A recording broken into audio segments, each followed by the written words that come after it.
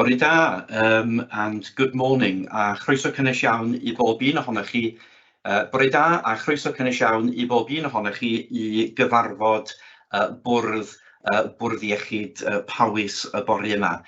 Carl Cooper ydy yn enw I, a fi ydy cadeirydd newydd y bwrdd, ac felly mae'n bleser ac yn anrhydedd I gadeirio yng nghyfarfod cyntaf y bore yma. It's a great privilege as the new Chair of Powys Teaching Health Board to chair my first meeting this morning of the Health Board. I'm very aware that Professor Vivian Harpwood has left very, very big shoes to fill that I will never fill, but I do hope to build on the excellent leadership and the excellent work that she has done over the last 8 years. It feels a little bit like, as an experienced driver, getting into a new vehicle, and you're not quite sure where all the switches are. So if I think that I've indicated to turn right, but you see the windscreen wipers flashing between your eyes, I'm sure somebody will let me know, and we'll sort it out. But it is an honour and a privilege to have been appointed chair of the Health Board, and I'm very, very pleased to be here this morning. Felly, dyn ni'n troi I ddechrau at ymddiheriadau am absenoldeb. Yr unig un dwi yn gwybod amdano ydy Katie Blackburn. Katie, the Chief Executive of the CHC, can't be with us today, but she may join us later. So we've received her apologies. We have with us, I think, Dave Collington, the chair of the CHC, and when we come to that item on the agenda, if Katie isn't with us by then Dave will cover that item. I'm not aware of any other apologies. Somebody will step in if there are any, but that's the only one that I'm aware of. Oes yna unrhyw ddatganiadau o fuddiannau gen rhywun ynghylch unrhyw item ar yr agenda? Any declarations of interest that anyone would like to record in relation to any item on the agenda?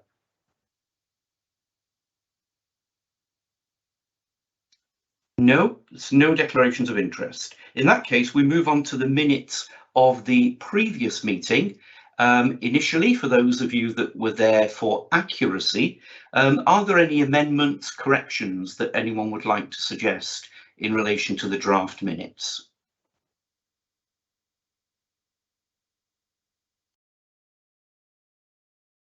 I can't see anyone wanting to come in, so I'm assuming that there aren't, and therefore we accept these as a correct record.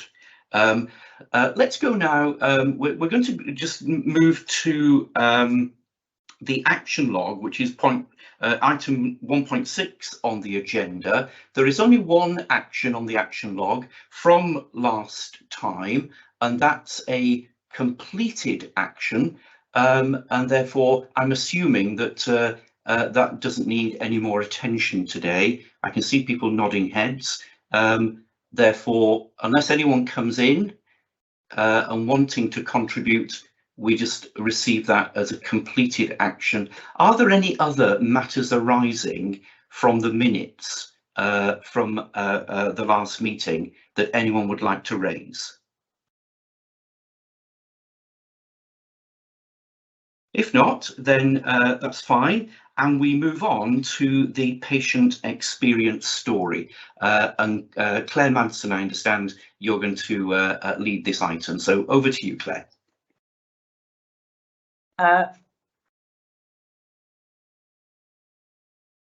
Thank you, Chair. Thank you, Chair, and I'd just like to, we seem to have a slightly pixelated screen for me. I hope it's clearer for everybody else. Okay, so this next story, because this is the board nearest to Christmas, we thought we'd have a good news story, and we'd show off the talents of one of our patients. So I'd just like to thank Richard Davis very much for sending this really thoughtful and entertaining poem in to us. And I'd just like to introduce it. And he also has a bard name, so I'll apologise in advance for my Welsh, but he likes to be introduced as Emir Ap Evan. So I'd just like to thank him very much for this, and I invite you all to enjoy some poetry to start your meeting.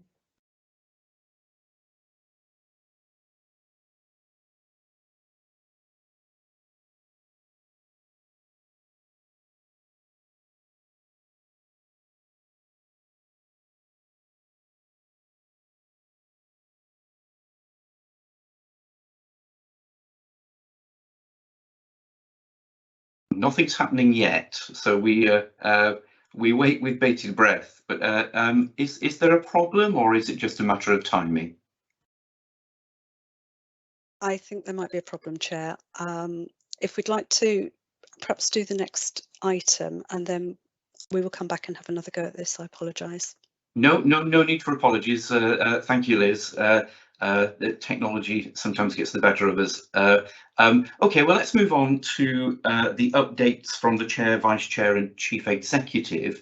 First of all, my report, which as colleagues will see, is very much a first impressions report. I think I'm something like 6 weeks into the new role, so spent most of that time meeting people and in introductory meetings and sessions, and certainly I've been both impressed and humbled by the kindness, the support and the sense of commitment, dedication and diligence that it has been palpable really in the meetings that I've had with individuals and with groups.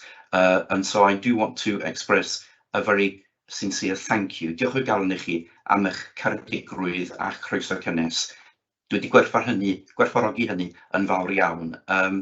And perhaps just another reflection is really that we're all very aware that health and care services, health and care system is under relentless pressure.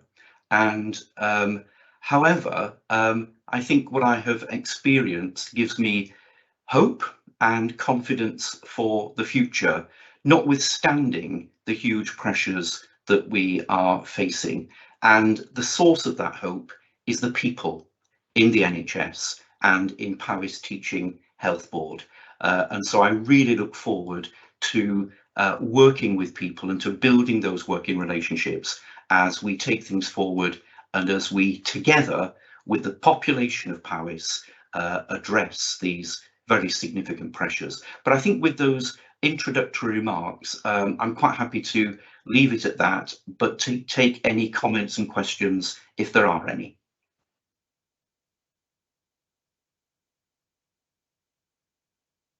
If not, then we move to the Vice Chair's report, and over to you, Kirsty. Thank you very much, Chair. I take it that board members will have read the short report, and I'm happy to answer any questions or queries that members of the board may have on it. Does anyone want to come in with a question or a comment to Kirsty?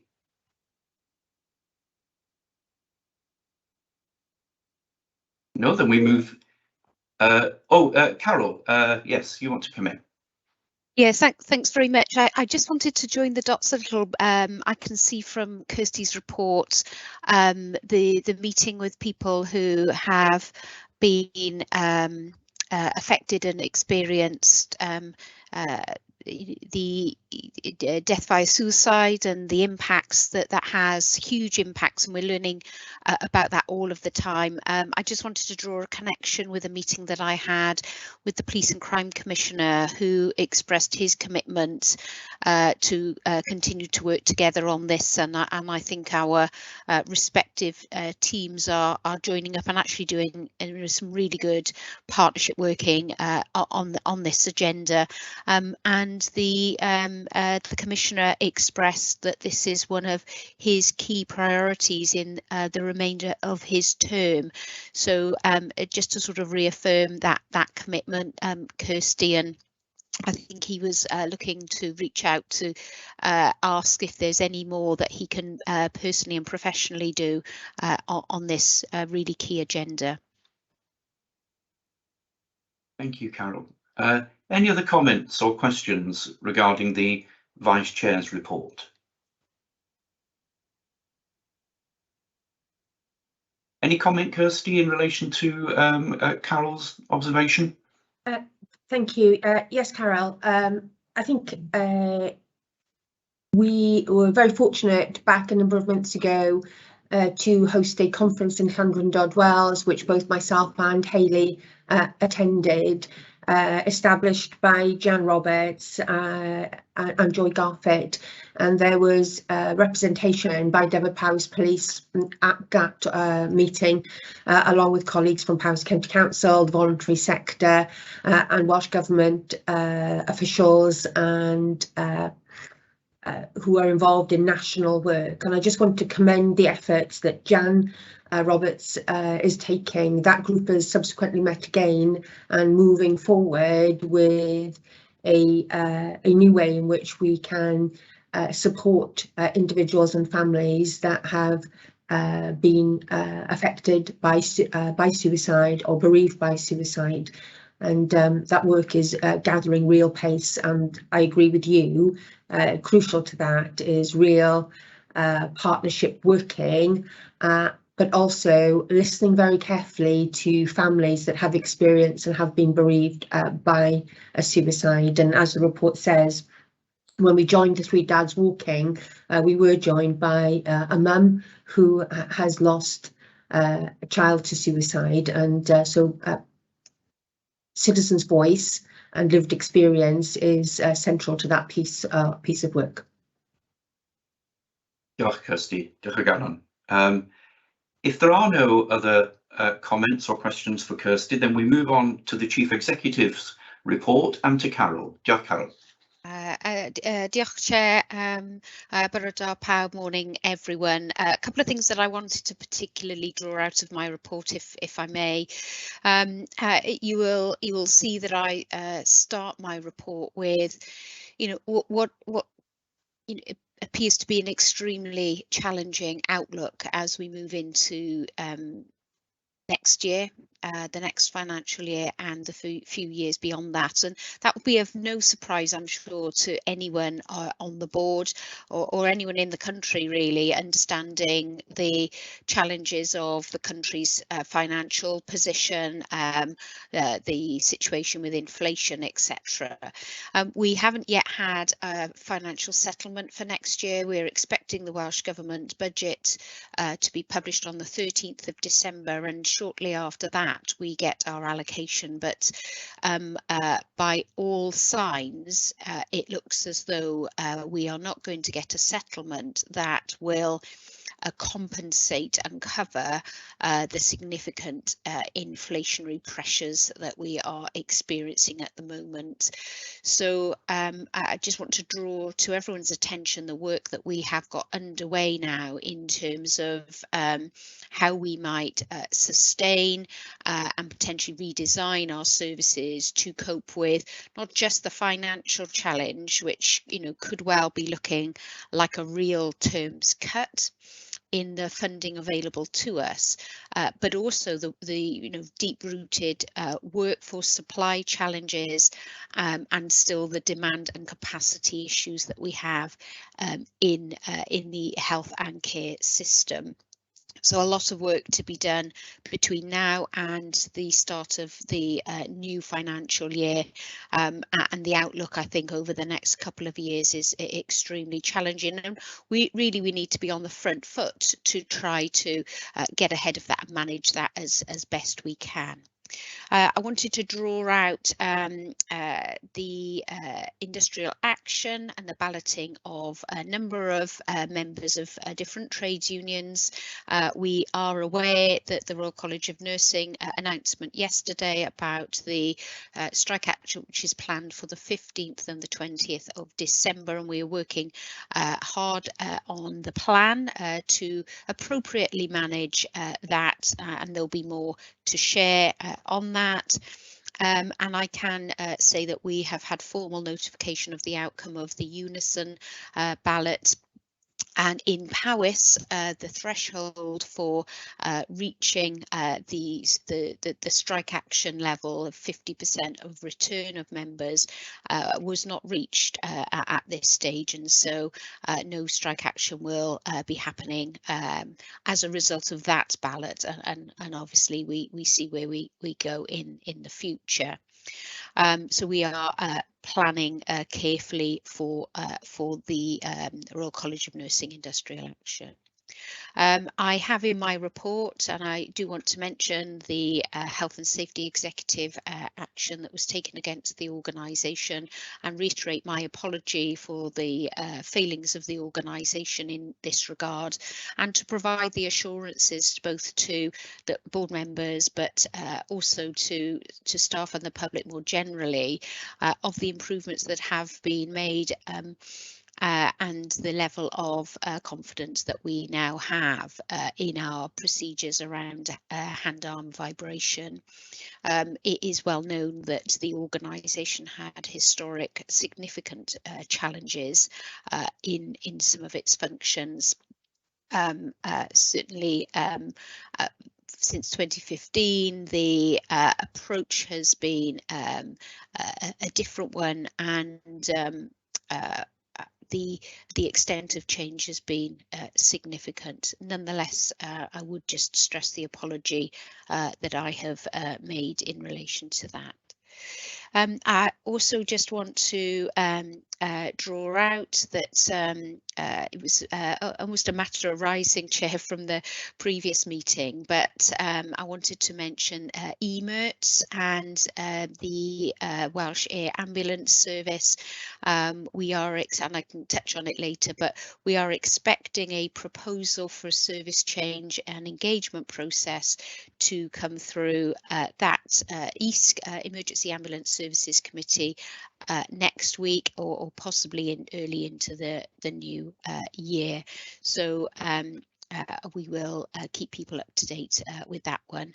And then I just wanted to finish by recognising the tremendous achievements of a number of colleagues across the organisation who have been recognised in a number of settings, really. So Jennifer Walsh is a winner in the Nursing Times UK Awards. Rafael Baptista, I got the opportunity to spend a little bit of time with him and understanding his work around pharmacy. And we've got Louise Heimers, Judith Jameson of RCN Awards, and our own Claire Madsen here, a finalist in the Advancing Healthcare Cymru Compassionate Leadership Award. So I just want to pass those public congratulations to those colleagues for their achievements. And that was it from me, Chair, at this stage. Thank you. Thank you, Carol. Are there any that would like to come in with a question or observation in response to Carol's report? Ronnie, please. Thank you, Chair. Carol, as always, this was a comprehensive report. I have two quick questions, if I may, please. The first one relates to the 680 patients that we have waiting over 104 weeks for treatment in Wales, and the 22 patients waiting for treatment over 104 weeks in England. It was widely reported in yesterday's press that some NHS patients are receiving treatment out of the UK and in Europe. I just wondered, I can't comment, of course, on the accuracy of that, but I just wondered if that was likely to affect any Powys patients, and if so, what would be the consequences for their treatment and costs. And secondly, in relation to the HSE action which you've referenced, I don't want to concentrate on hand-arm vibration particularly, but I am seeking an assurance that so far as possible, all accidents, dangerous occurrences and near misses are properly recorded on Datex and, if appropriate, under RIDOR. I'm particularly concerned about near misses, because the only difference between a near miss and a serious accident is happenstance? Thank you. Thanks very much, Ronnie. Really great questions. Thank you. So I can update, and I know we'll come on to the performance report a bit later on in terms of access to planned care, but I can update that the 680 patients in Wales is now around 606.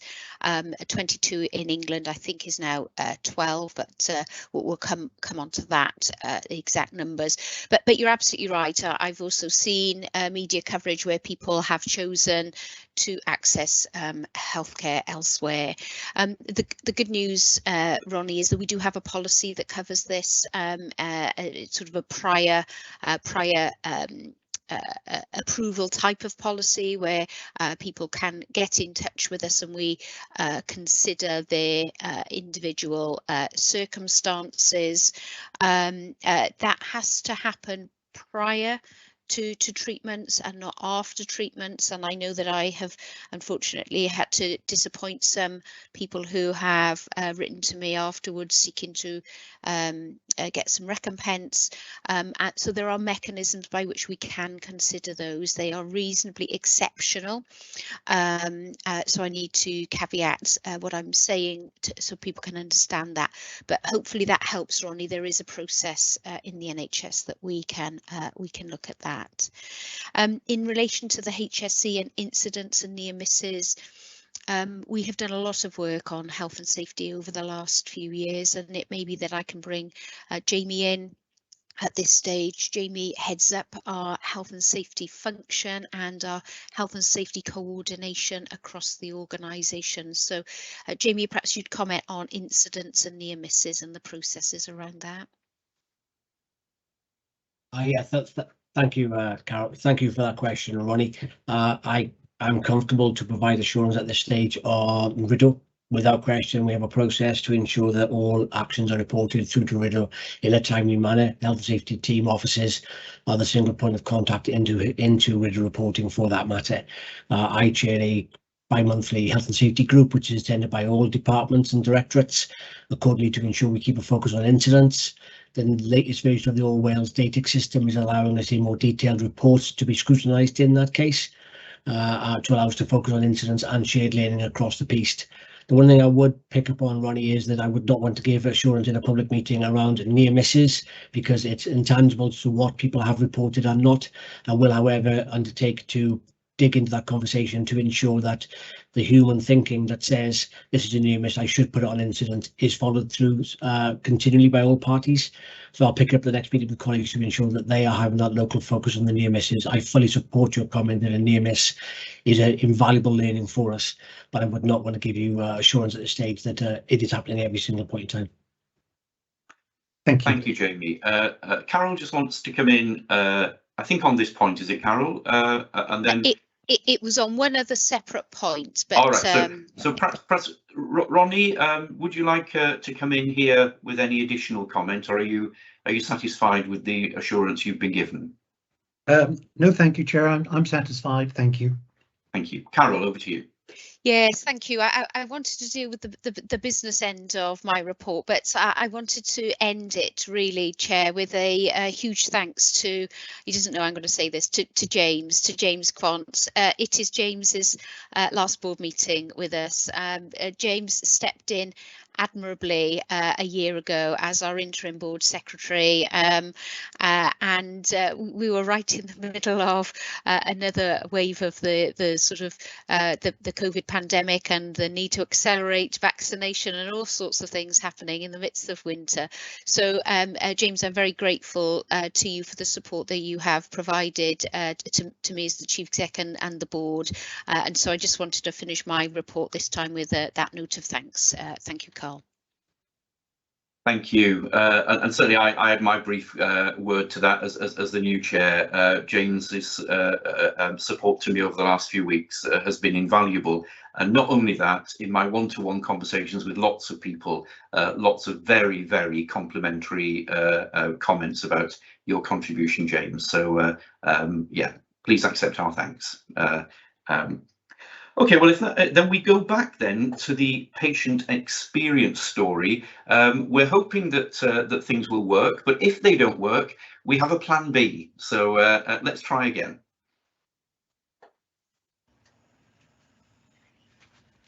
Y Zimmer ar commod. Ffarwell scooter, cadair glid, dau ffrind ar ôl ddim newydd fyd. Cadair a pot o dan y set, a ffram yn helpu gerdded, grêt. Trwy ddamwain ddaeth y ddau i'm rhan, na'n hogian par pwso i helpu'r gwan. Trwy wasanaethau'r therapi, sydd wedi newid cwrs fywyd i. Adran yw hon o iechyd gwlad, sydd ar ein galw ni yn rhad. Sydd drysor ac i pawb ar gael, a chymorth mawr i'r gwan ar gwael.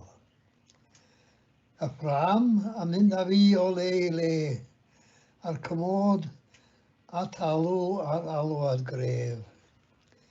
Sydd mor gyfleus fewn cyrraedd llaw, i ateb rhyw argyfwng ddaw. Heb os, daeth ymateb parod yr OT, a hyder nôl ddim mywyd i. Nid oes ei thebyg trwy'r holl fyd, a ta'n gwasanaeth, reit o'r cryd. Occupational Therapy Department. Goodbye scooter, goodbye easy chair. My newfound friends are always there. My new commode is what I need in crucial times to do my deed. Oh, what freedom they both give, and change the way of how I live. When on commode I'll sit and stare at my new friend, who's always there. And my new friends from the OT have been so very kind to me. With my commode and Zimmer frame, my life will never be the same. With frame to help me get around and commodes so solid on the ground. What a great service are the OT to meet the needs of folk like me. Their prompt reaction to my plea is a great credit to the OT. Only on the morn they got the call, and by mid-noon had settled all. What a gift to us is the NHS, and always there for all of us. It is a jewel in our crown, and will never ever let you down. Gwych, ynde, ac yn sicr ar ein rhannu i gyd, mi hoffwn ni ddiolch o galon i Emyr Aperdan am ei sgiliau a'i dalentau fel bardd, ynde, sydd wedi cyfoethogi am ni ein cyfarfod ni fel bwrdd, ynde. So wonderful to have Emyr's contribution to our board meeting this morning. Not only his talents in poetry and cynhanedd and all manner of other things, but also that expression of appreciation for the support that he's received through OTs and other services. So, but are there any people that would like to comment or make an observation in response to Emyr Aperdan's poetry?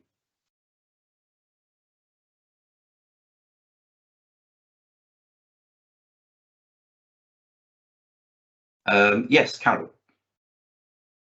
Yes, I just sort of endorse your comments. How fantastic that is, and it just reminds me of some of the more straightforward things that we can do and we do as an NHS and a care system that can make such a difference to people's lives. So when we're often talking about complex operations and those sorts of things, actually these are the fundamental things that help people to live their best life, you know, in their own circumstances. So just to recognise that it's often the small things that have the biggest impact on people's lives as well. So yes, to thank everyone for bringing that forward, and particularly to Emyr.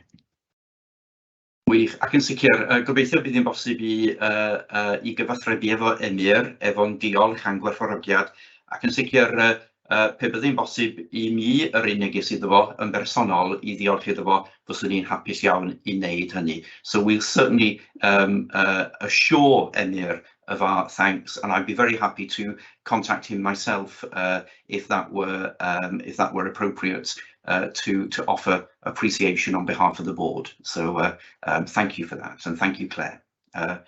So we go on now to item 2.1 and the paper that we have on the charitable funds strategy. James, you're going to guide us through this, I understand. Thank you, Chair. Good morning, everybody, and thank you both for your kind words. I'm going out with a bit of a bang. I've got a number of papers on the agenda, but hopefully we'll be able to move through them in quite an expedient way. So the first one is the charitable funds strategy. I'll take the paper and the strategy as read, and as pointed out in the paper, this has been through extensive consultation with board members through a variety of fora. It's important for the charity to have this strategy in place for the next 3 years, both as a requirement of the Charity Commission, but also because it's really important that everybody understands how funds will be raised and applied in accordance with the charity's objectives. And it's for the board to approve as the corporate trustee for the charity. So I'll pause there. Happy to take any questions, but that's a recommendation that the board approves the strategy. Thank you, James. Would anyone like to come in with a comment or question?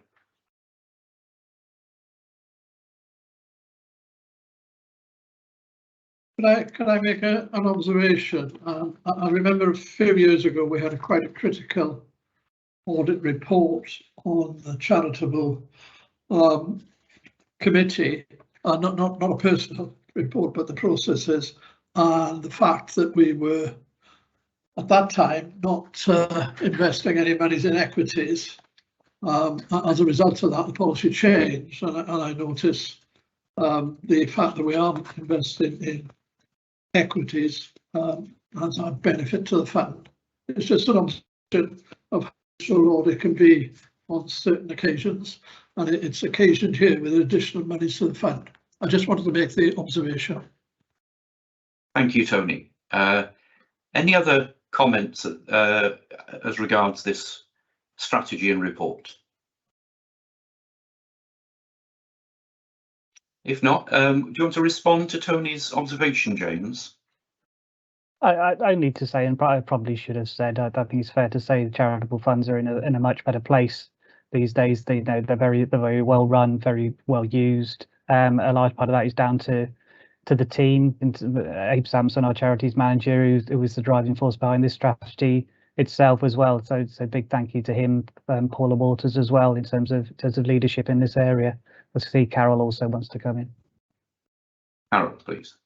Yeah, my apologies. I just wanted to, for people who may not know this, and recognising there are new colleagues around the board table, we took a decision, as Tony said, you know, we took quite a significant reflection a couple of years ago on how we were managing the charity, and it was very much a sense of it was something that happened sort of to the side, and we didn't really actively develop the charity, but we made the decision to do just that. And as James has said, we employed somebody to manage the charity, and it's gone from strength to strength. And that's the sense that we have now with this very proactive and positive approach to the charity strategy.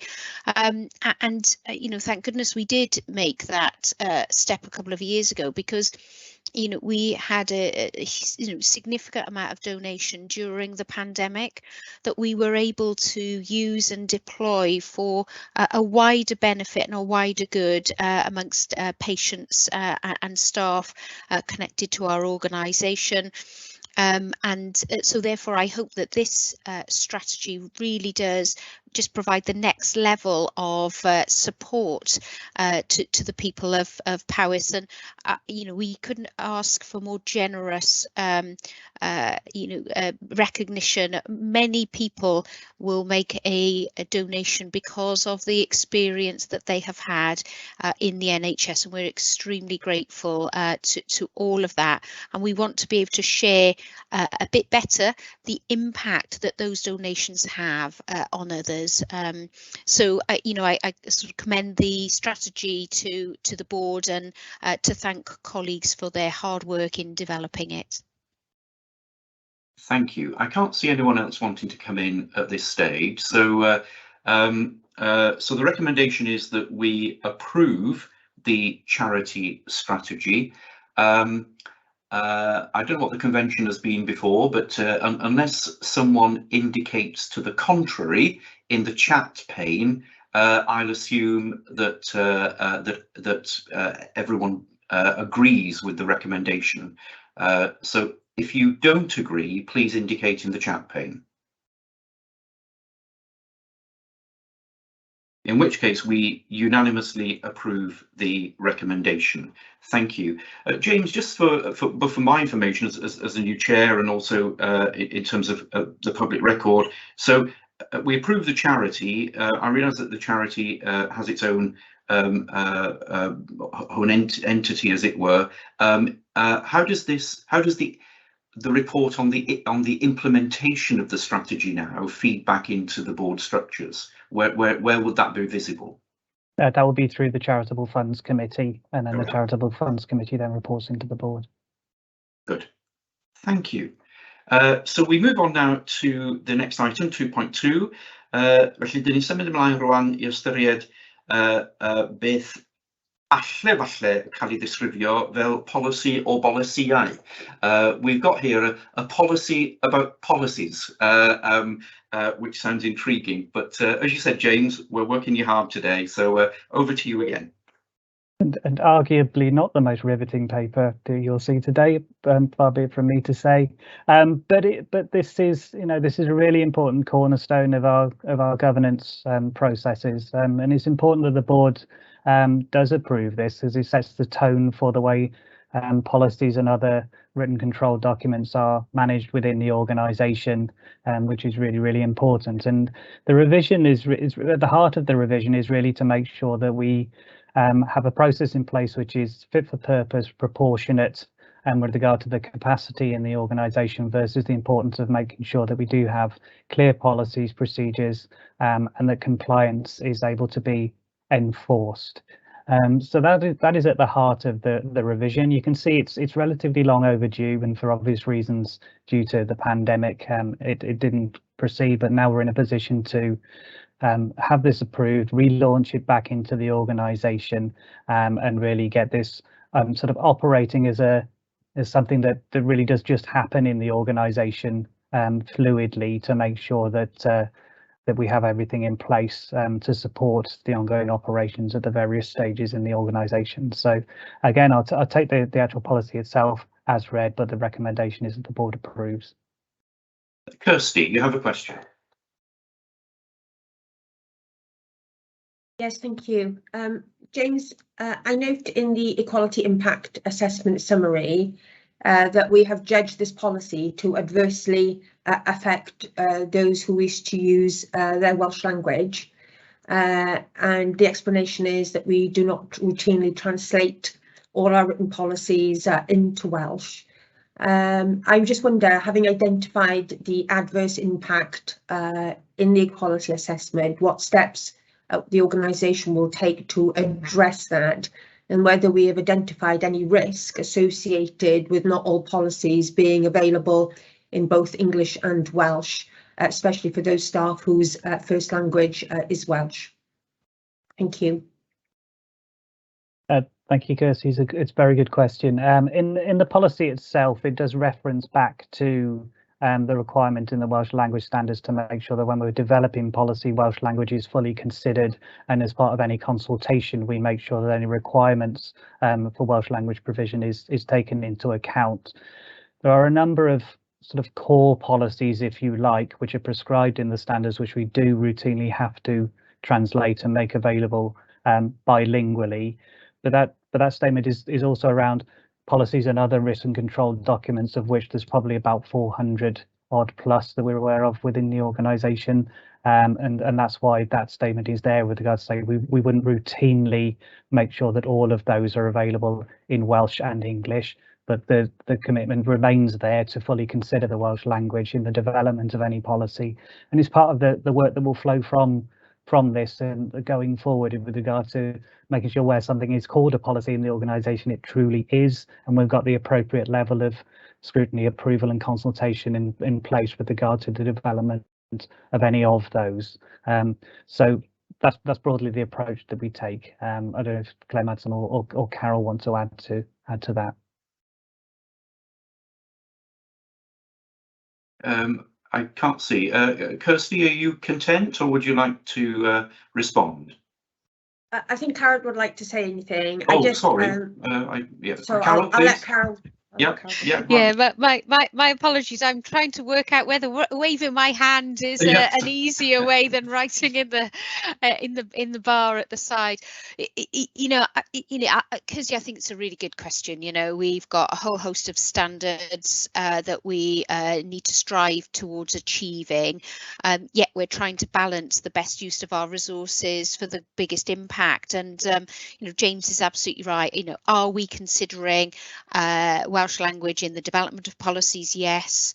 Are we translating policies where there's an absolute requirement need to translate on the whole?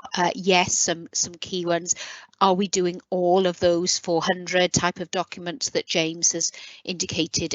No, and I think we've got to try to balance at where we might use our resource most impactfully, and we keep this under review. What we are very keen to do is to utilise our Welsh language translation resources to have a particularly direct impact on patient care and the members of the public who are accessing services, but it is a finite resource, and this is just one of the areas I think we will be needing to really consider when we're moving into a position where we could well have a real terms reduction in the resources available to us going forward. So not to, I want to underscore the importance that we give to the Welsh language, but in the practical application of meeting all the standards, we are having to make some resource choices at this stage. Thank you. Kirsty, would you like to respond? Thank you for that. Thank you, Carol and James. So James, I guess what I'm looking for is assurance that we in our operations are complying with the standards under the Welsh Language Act, and like you've indicated in your answer that we are doing that. So thank you. And that's all from me. Thanks. Thank you. Are there any other comments or contributions that anyone would like to make in relation to this policy?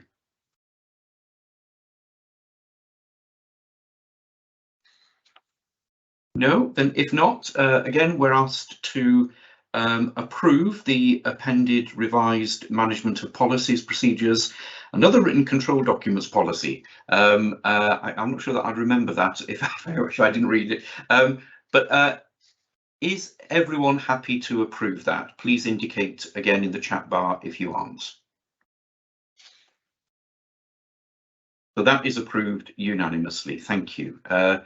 So we go on now to item 2.3, item 2.3, a fframwaith reoli risg a chwant risg, datganiad chwant risg ynde. So again, we're over to you, James, to introduce the risk management framework and risk appetite statement. Thank you. Are you going to take these together, James, or separately? I'll introduce them together because they're interlinked, but I think I'll very briefly touch on the risk management framework. And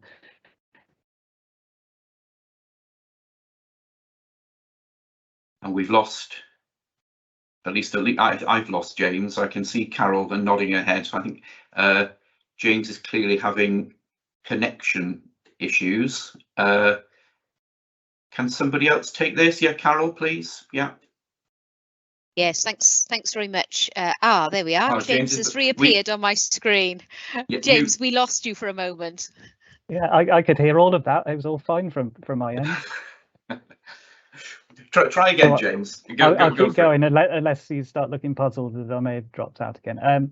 Yeah, so risk management framework, I'm not going to dwell on that in particular because it's changed very little and it's really as part of annual good governance processes to bring back to the board just to reaffirm your commitments to the risk management framework in the organisation, again, as a core part of governance processes.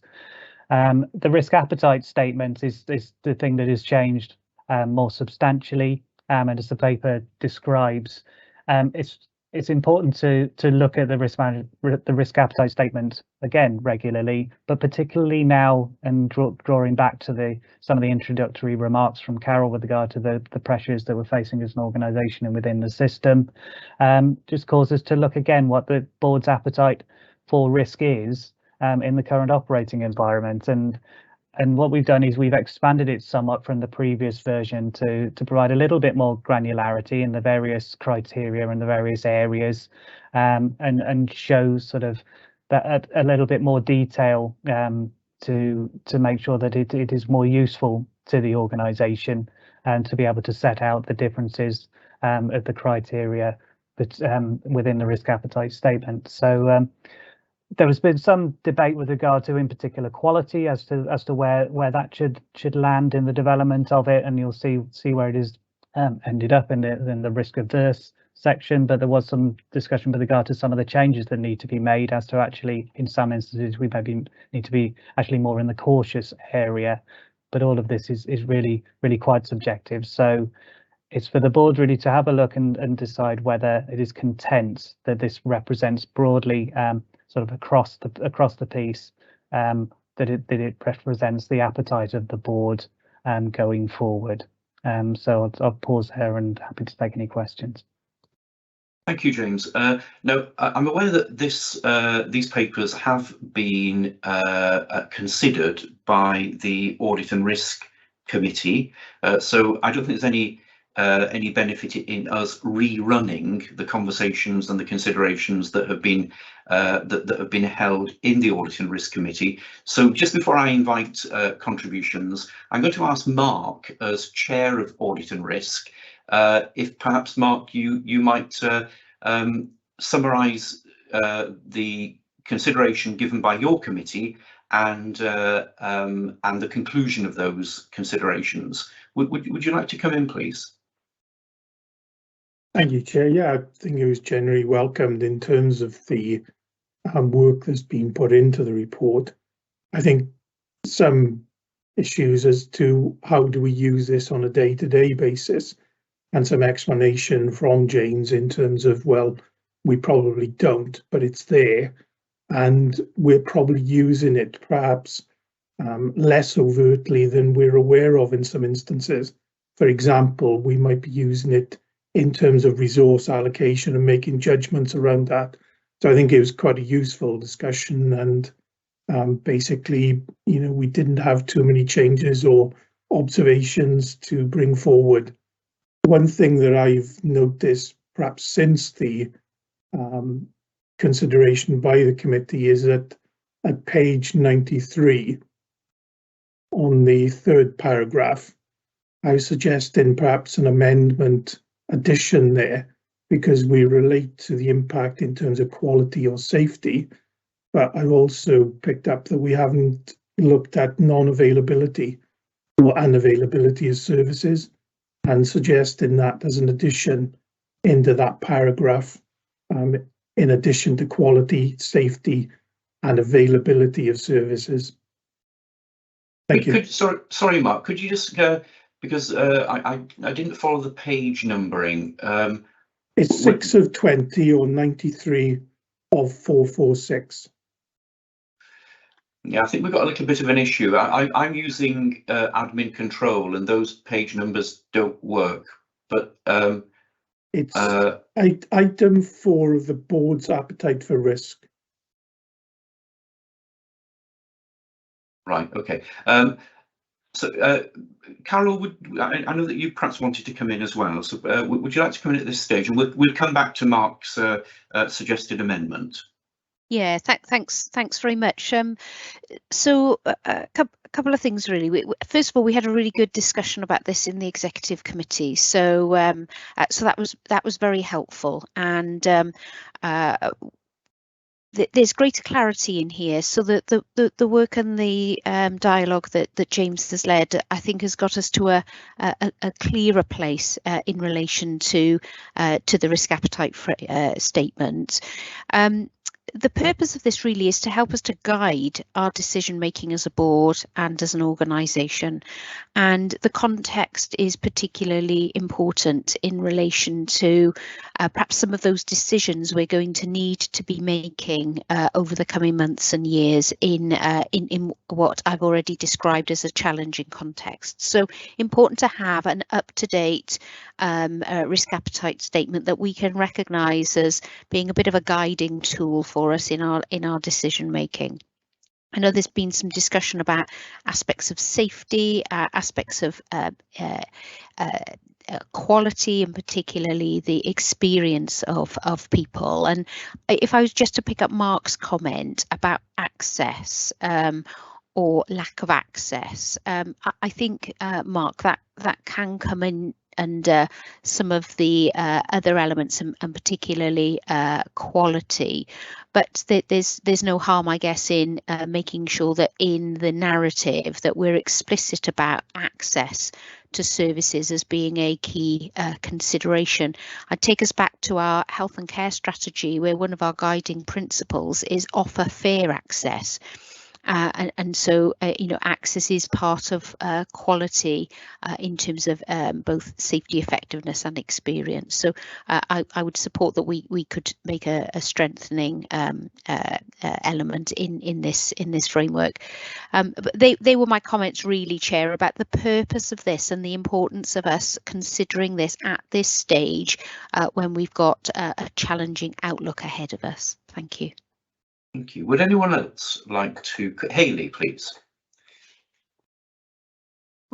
Yes, I would. Thank you. It was just really a comment about the previous risk appetite statement, some reassurance really that it has been used, particularly in the context of our partnership working. So the risk appetite, for example, around the North Powys Wellbeing Programme, our position around that helped us to really work through what our risk appetite would be in partnership. So I really welcome the revised updated risk appetite statement, because I do think it reflects the context and the environment in which we're currently working in much more clearly. I think the other point for me around this is around the application of the risk appetite statement. I was really pleased to see our openness towards innovation and strategic change and testing new ways of working. Because I think as an organisation we have to recognise that we will have to work and do things very differently as a whole system to manage the impact, the increasing demands and the context in which we're working. And I think the point I wanted to raise to the board is our appetite has to be clearly high for this, because we also have to recognise not everything we'll try may work. And I think the guiding principles around our appetite around quality patient care is really important. So just to reassure board members really that this statement really does help to shape our thinking around the operational responses we'd be putting in place to drive forward change and to meet current demands. Thanks. Diolch, Hayley. So mi newn symud rwan at Jen. Mae Jen yn aelod newydd o'r bwrdd ac yn sicr fel minne, Jen, wy'n siŵr bod chi yn mwynhau eich cyfarfod cyntaf, ond croeso cynnes iawn i chi. Wrth gwrs, yma efo cefndir o'r trydydd sector hefyd, felly sydd yn sicr yn bwysig iawn i ni. Felly, very warm welcome to Jen, who is our new independent member with a background in the third sector. So lovely to see you. Diolch, Carl. Diolch yn fawr iawn. Dwi'n mynd I gofyn y cwestiwn yn Saesneg. Thank you very much for this paper, and I absolutely understand how this is an excellent strategic tool in terms of understanding our risks and our appetite for risks and sort of describing that. Two things. I wonder, to what extent is the spirit, and I really welcome the spirit and culture which is sort of evident within this risk appetite statement. I really welcome that. I wondered the extent to which, as I said, I understand it's a strategic management tool. To what extent is the spirit and culture in this risk appetite statement shared across the whole of the staff? Be interested to know, you know, do you do that? Is there a mechanism for that? How much do our staff understand that spirit and culture? And secondly, you will know this far better than me, but with the Quality and Engagement Act coming forwards, etc., to what extent might we need to align that even more with the new legislation coming forwards? I'm not quite sure if there's further work to do there when that act is published. Just be interested in those, in your comments on those two things, please. Thank you. Let's take a couple of questions and observations, and then perhaps ask James and/or Carol to respond accordingly. So, Simon, please. Hi. My query was really around the recruitment part of workforce, given the very real challenges of recruiting and retaining staff and how that plays out for service delivery. To what extent have the executive considered whether we are forced into a position of having to consider all options, and whether that risk appetite needs to move to open from cautious? I recognise that lots of the other elements of workforce you would want to retain as cautious, but I just wondered about that particular challenge that we face. Thank you, Simon. And we'll come to Kirsty and then give James and Carol an opportunity to respond. Kirsty. Mine was a comment rather than a question to fully support the points that Hayley made about the need for innovation and strategic change and being open-minded about that. I think now is a more important moment than ever, really, to have that reflected as open in our risks. So I just wanted to support Hayley in her comments. In that that's how the board should address those particular aspects of our work. Thank you. So James or Carol, which of you would like to come? Carol, then, please. Yeah, thanks very much. And you know, it's great that we're having this conversation. So thank you to colleagues for that. Just to pick up on Jen's point, really, about the strategic nature of this, and so you know, what does that look like when it's sort of deployed, if you like, or and how does that sort of land with staff? And I think there's a couple of things to draw out, really. You know, we've shifted our focus over the last couple of years,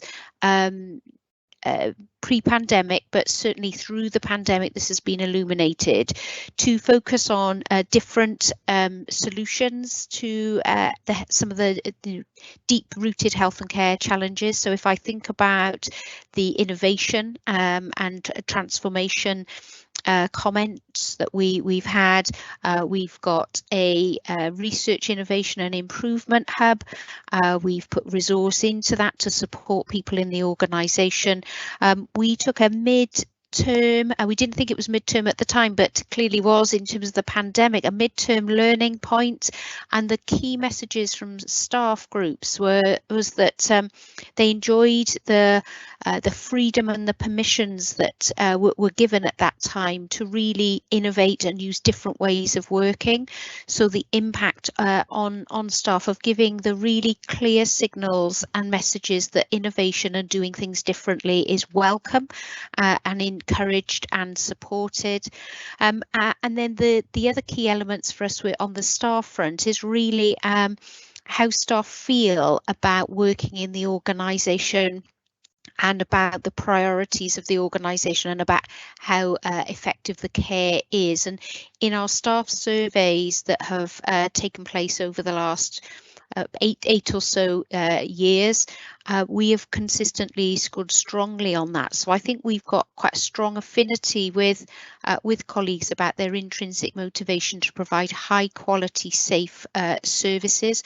So Jen, I think it's an important question that you ask, and one that I think it is useful for us to track through over time in how a risk statement, a strategic document that looks like 2 or 3 sides of A4, how that actually gets deployed and experienced in the organisation. So I think that was very helpful.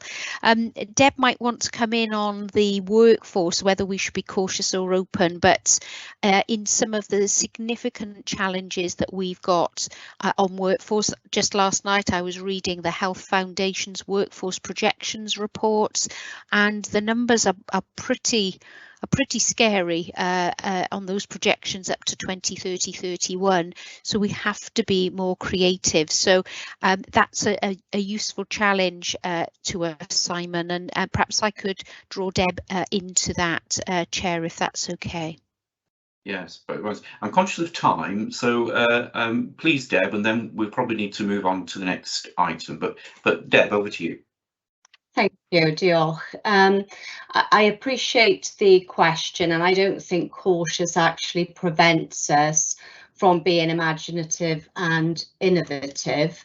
And one of the things, just linking back to what Carol has just said, we are reviewing quite comprehensively all of our pipelines of recruitment in order that we focus on those that will actually give us the best return and the best chance of success. And part of the caution around recruitment, of course, is when we're looking at some of the onboarding and some of the checks, particularly if we were looking at overseas recruitment, it does require us to go through a number of those kind of governance aspects. But I think it's an important question and one that we could continue to reflect on. So thank you. Thank you. Okay, I think we do need to, if anyone's got a burning contribution, then please do indicate, but otherwise we will move on. So my understanding is that in relation to Simon's comment is that can be incorporated within the within that risk appetite as currently defined. There is the issue of amendments or changes to strengthen the issues around access. So how will that be managed? So if the document is changed, how does it get approved again, as it were, if we're being asked to approve it this morning? I think, Chair, if the board are happy to approve subject to that relatively minor change, that would be absolutely fine. I don't think we need to bring it back, would be my advice. Yeah, but the change will be communicated to board members, so that loop is closed. Indeed. Yeah. Okay. Okay. Well, so we're asked to approve the risk management framework. Again, please indicate if you dissent or if you're not happy to approve. So we do approve that framework this morning. Thank you. So we go on now to other performance matters, to item 3.1, on our agenda, the IPR, the Integrated Performance Report. Steve, we're in your hands. Good to see you. Thank you, Chair, and morning all to other colleagues. So this is the Integrated Performance Report to the position as at the end of month 6, September. And in terms of navigation and numbering, this is on page 112 of the board pack, using the numbers in the bottom right hand side of the information that's been sent to us all. So the Integrated Performance Report includes a 2-page covering paper and then a 94-page detailed performance pack summarising the various activities of the Health Board. The cover paper itself will be developed in future months to draw out the key highlights coming out of the performance pack, and this paper has the detailed pack has been considered at the Delivery and Performance Committee on the 11th of November. In terms of the detailed pack, the format is of a similar style to that previously circulated. So there's the performance scorecards for the various quadruple aims of use in Wales, and this month's iteration now includes a column indicating which are relevant to the ministerial measures operable across Wales. There's then a section with the detail of the performance narrative for each indicator, and then at the end of the pack, Appendix 1 details the waiting list position of all patients waiting across England and Wales in terms of referral to treatment performance. In terms of highlights, Chair, I'd like to draw board members to the following performance of the Health Board, and really the performance of services that we provide within our own provider arm continue to perform well, whereas some of the services commissioned across England and Wales are not performing to the standard that we would wish them to. In terms of ambulance performance, the latest figures that were produced in this report show that the position for 8-minute response time, and that's for the most urgent response calls, was only 51% at the end of September, and that's continued to deteriorate. And last week, the response times into Paris were just over 40%. Our own therapy services have got some patients waiting longer than the standard of 14 weeks. There were 252 patients exceeding that kind of target at the time of writing, and that's largely due to delays in recruitment and staff turnover, but there are plans in place to improve that position going forward. Our COVID position in terms of booster campaign, the latest figures for the COVID booster autumn campaign is that 61% of the eligible population had been boosted, which is excellent news. And in terms of referral to treatment times, the latest position for patients waiting in Wales, as Carol indicated earlier, the position is slightly improved, and as of last week, there are 596 patients waiting in Wales more than 2 years for treatment, and in England it's the 12 that Carol referenced. Our mental health services within Paris have got some challenges in terms of the interventions for over 18-year-olds, but again that's as a result of an increase in referrals and also some challenges with recruitment. We are still spending a considerable amount on agency, and our sickness is at 6% at the end of September. And the position on referral to treatment is quite important, and it's one that is on our overall corporate register in terms of access, and we have now got detailed information which will now enable us to see to what extent we can extend our offer within Paris to bring back day cases and long waiting patients that are waiting for a new outpatient appointment back to Paris where clinically appropriate to do so. And although we've struggled to date to get some traction really on that offer back to parish residents. We're now in a position to finalise that position so that we can improve the usage of our capacity going forward, which will be very beneficial, not only to parish residents waiting for treatment, but potentially for other patients across Wales that would be prepared to travel to Paris for either that day case activity or that new outpatient appointment. So the plan is near completion in terms of being able to clarify our stance as a health board and to then mobilise that plan to make best use of that capacity for the remainder of this financial year and potentially beyond. So I will pause there, Chair, for questions or comments. Thank you. Thank you. And as before, this paper has been considered in detail, as Steve says, by the Delivery Performance Committee. Mark, you chair that committee as well. So again, not to rerun the discussion, but perhaps just give us a summary of your committee's consideration and its conclusions. Thank you, Chair. Overall, is a very busy committee, and you can see the level of detail that we go into on some of these issues with the comprehensive nature of this particular performance pack. I think in terms of what we're seeing is a sort of richer level of information, and the presentation of the information significantly improving over the last few months in particular. And I think what we will be working towards is more of a highlight in terms of reporting by exception on certain key areas. And I think that's to be welcomed.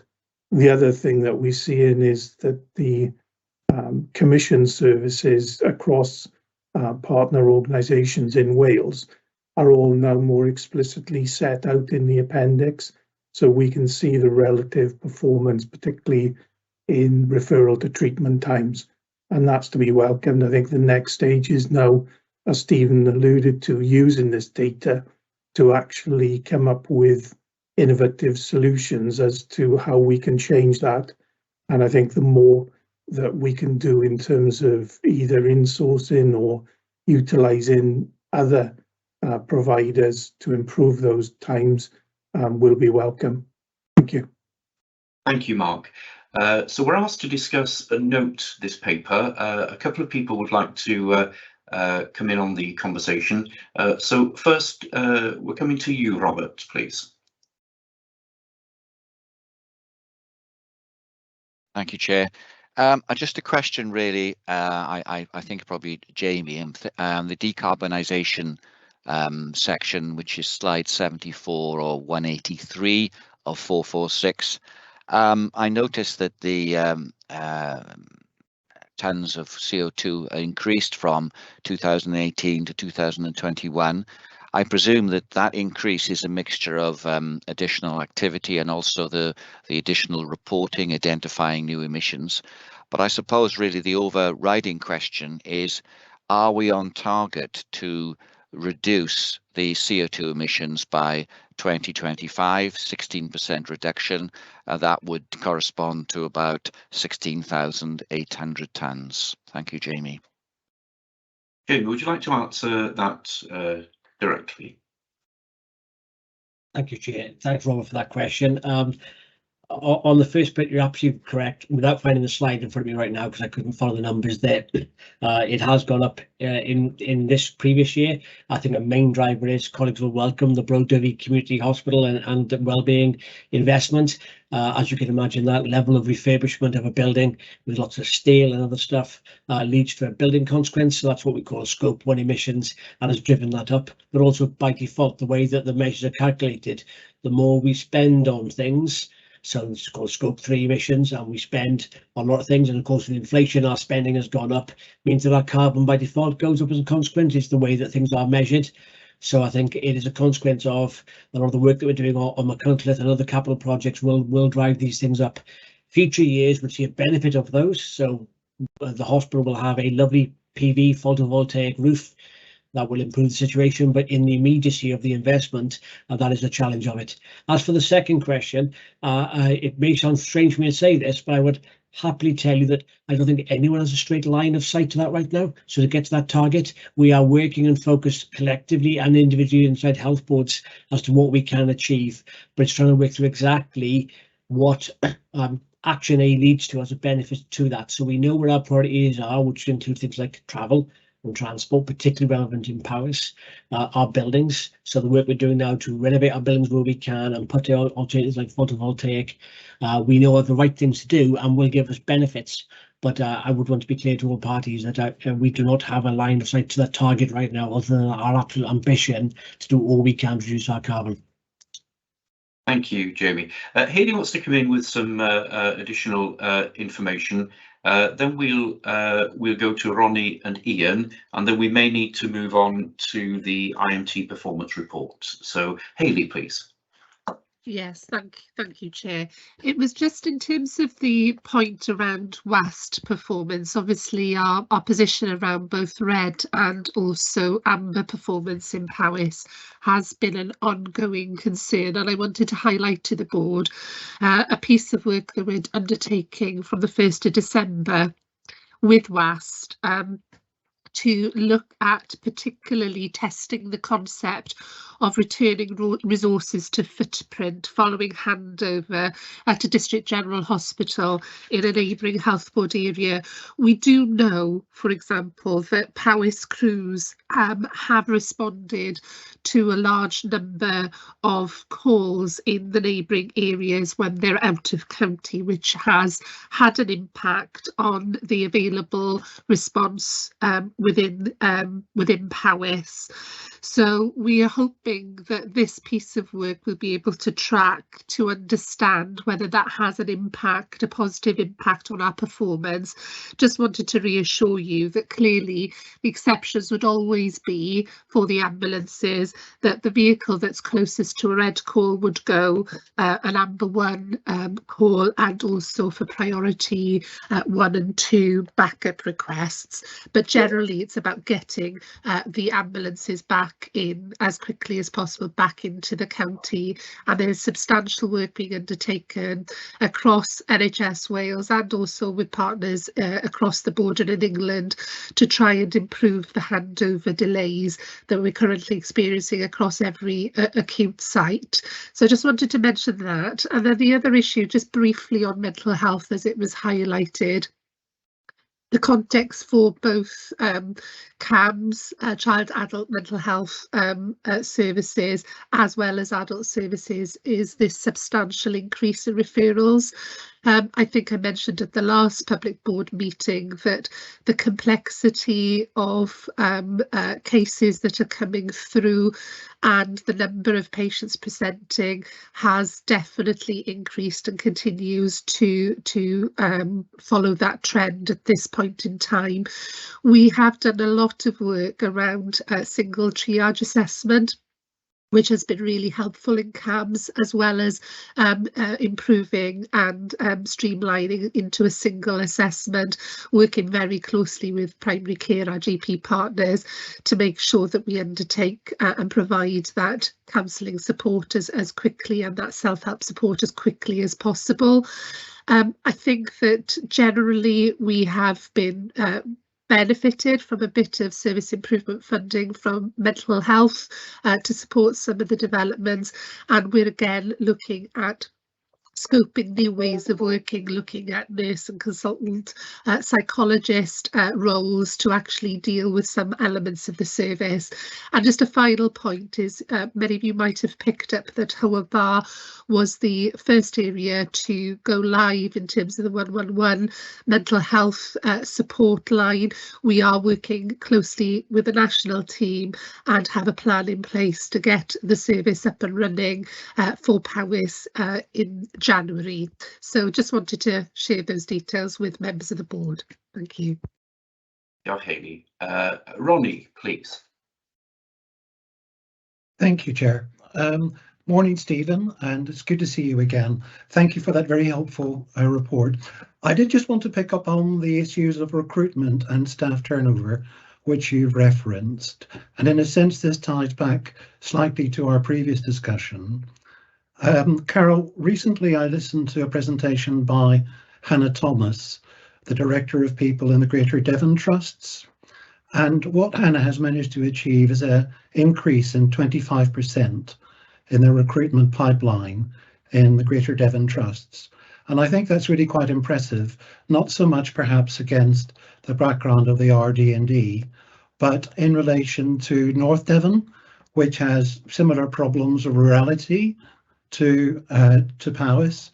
So I'm hopeful that someone will speak to Hannah about that if they have not done so already, because there might be lessons to be learned. Thank you.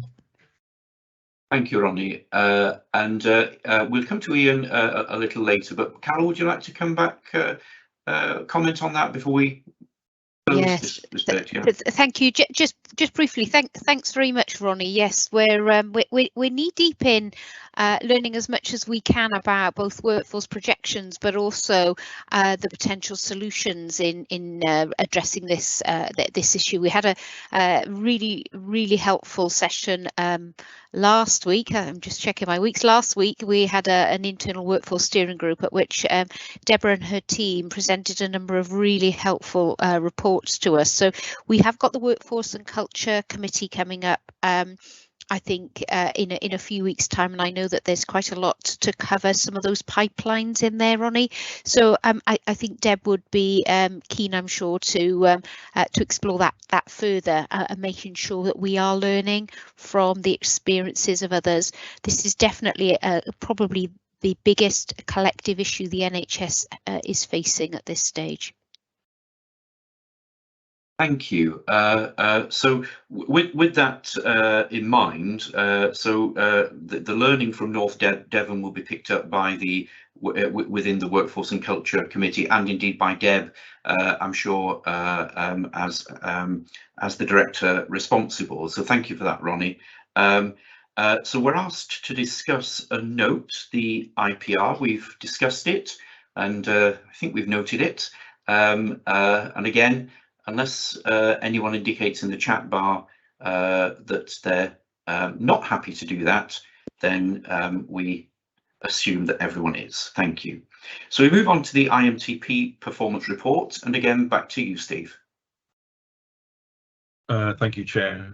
So colleagues, we're now on page 208 of the pack produced, and again there's two sections to this agenda item: a 13-page cover paper and then a 48-page detailed assessment of our overall progression.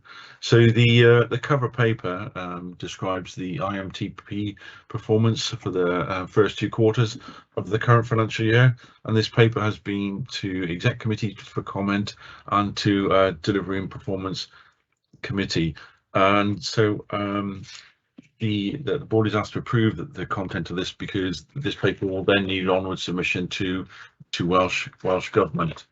The cover paper itself deals with some of the issues in relation to production of the IMTP, and there have been a number of requested changes to the milestones within the IMTP. And the reason for that, colleagues, is that there have been a number of changes to the context by which we're operating within the within this current financial year. Not least the number of new publication guidances that have come out after our IMTP was submitted. So guidances such as the 5 goals of planned care, the 6 goals of urgent care, and also some of the ministerial performance measures were published after our IMTP submission. In addition, there's also been quite a significant amount of non-recurrent funding released, which we've had to factor into our overall delivery plan. The detailed pack itself includes a visual presentation of our performance to the end of the second quarter, I should say, and that describes the performance of the 8 strategic priorities, but also the progression against the 25 objectives that underpin the delivery of those priorities. So there's a series of there's a visual within the slide pack that shows the progression, but also the changes from the quarter 1 position. Beyond that, Chair, I'm happy to take comments and questions on the pack. Thank you. Thank you. Again, I'm just going to give an opportunity to Mark, because again, this has been considered, certainly the performance reports have been considered by the D&P committee. Do you have any additional comments or input from your committee, Mark? Thank you, Chair. No, it's just to say welcome. We can see the actual progress against some of these targets. One concern that we did highlight was under page 250 or 30 of the report at section 15205, which relates to occupational health and a request to defer some actions there into Q4. I think this ties back into item discussed earlier around health and safety, where the occupational health department has perhaps been in a position where resources declined. And I think it's particularly important that some urgent action was taken around that. And I think Deb, as director, has appreciated that and give us assurances that that move won't negate progress and the need for urgency and different solutions around that aspect of the service. Thank you. Thank you. I will come to other people that want to come in a moment, but Deb, do you want to just briefly offer that assurance in light of Mark's comments, please? I can, thank you. Yeah, Mark is right. It has been a fragile service. There has been really speedy activity in recent weeks to try to stabilise that service. We have a occupational health physician soon to be joining us, and we've got an interview on the 8th of December for a senior clinician to come and join that team. So that enables us to deal with any of the backlogs that we might have been experiencing and to get both the referrals and the health surveillance work where it needs to be. So I can assure you that it's an improving position. Thank you. So we've got Ian and Kirsty that want to contribute. So I'll come to you, and then we'll ask exec colleagues to respond as appropriate. So first to Ian, please. Yeah, thanks, and thank you, Stephen, for a very comprehensive report. Just three things I wanted to pick up on. One was on page 7. I'm like you, Carl. I'm on admin control, so my apologies. I don't have the other page number, which is the COVID prevention response piece. And I just thought it was appropriate to record our thanks and appreciation when you're remodeling the team to any folk that may be not continuing in those roles, bearing in mind the incredible job that they've done. So that's just a comment. I then move on to page 30, which is the strategic priority 16 to enhance access to high quality education and training. And I note the comment there that the milestone has been delayed, ensuring there's alignment between the work locally and stuff that's going on nationally. And I guess I just have some concerns. Whilst this sounds eminently sensible, I am concerned that we can ill afford delay when it comes to that pipeline of staff there, and just wanted a comment, if you like, on that. And finally, my last comment is as colleagues will have come to expect, will be on digital first. And I think on this, the first thing to say is, certainly commend the detailed work being undertaken and and I think it is important to continue to note the massive progress that we've made as a health board in digital services, particularly over the last 2 years. I think for me, there is a however, there is a but, which is there is a level of detail here, which is difficult, if not impossible, in the absence of an overarching strategic context and plan to really get your head around. And I think this context is crucial, in my opinion, for the board to be able to take informed decisions on priorities and investments, and to allocate, to make decision as to where scarce resources are being allocated. So we're in the detail here, in that absence of a strategic context. And I know we've talked about the strategic framework for some time. I know Pete and I spoke at that at our last time, but it's something that seems to be understandably not been able to be developed over the last 2 years, but it is something that I think I've been speaking about for probably considerably longer than 2 years. So I'd like to be assured that we are going to get some progress, not just in the development, but in the delivery of that strategic framework. That's my final point. Thank you, Chair. Thank you. Kirsty. Thank you, and thank you to Stephen.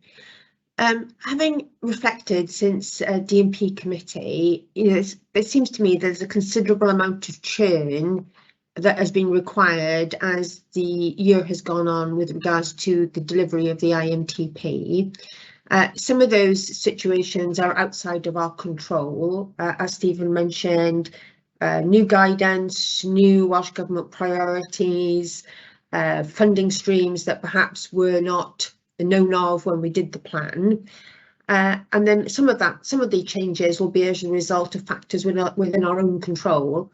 I don't anticipate, Stephen, the late guidance and individual pots of money. I don't anticipate that approach changing, so we need to factor that in, I think, for subsequent years.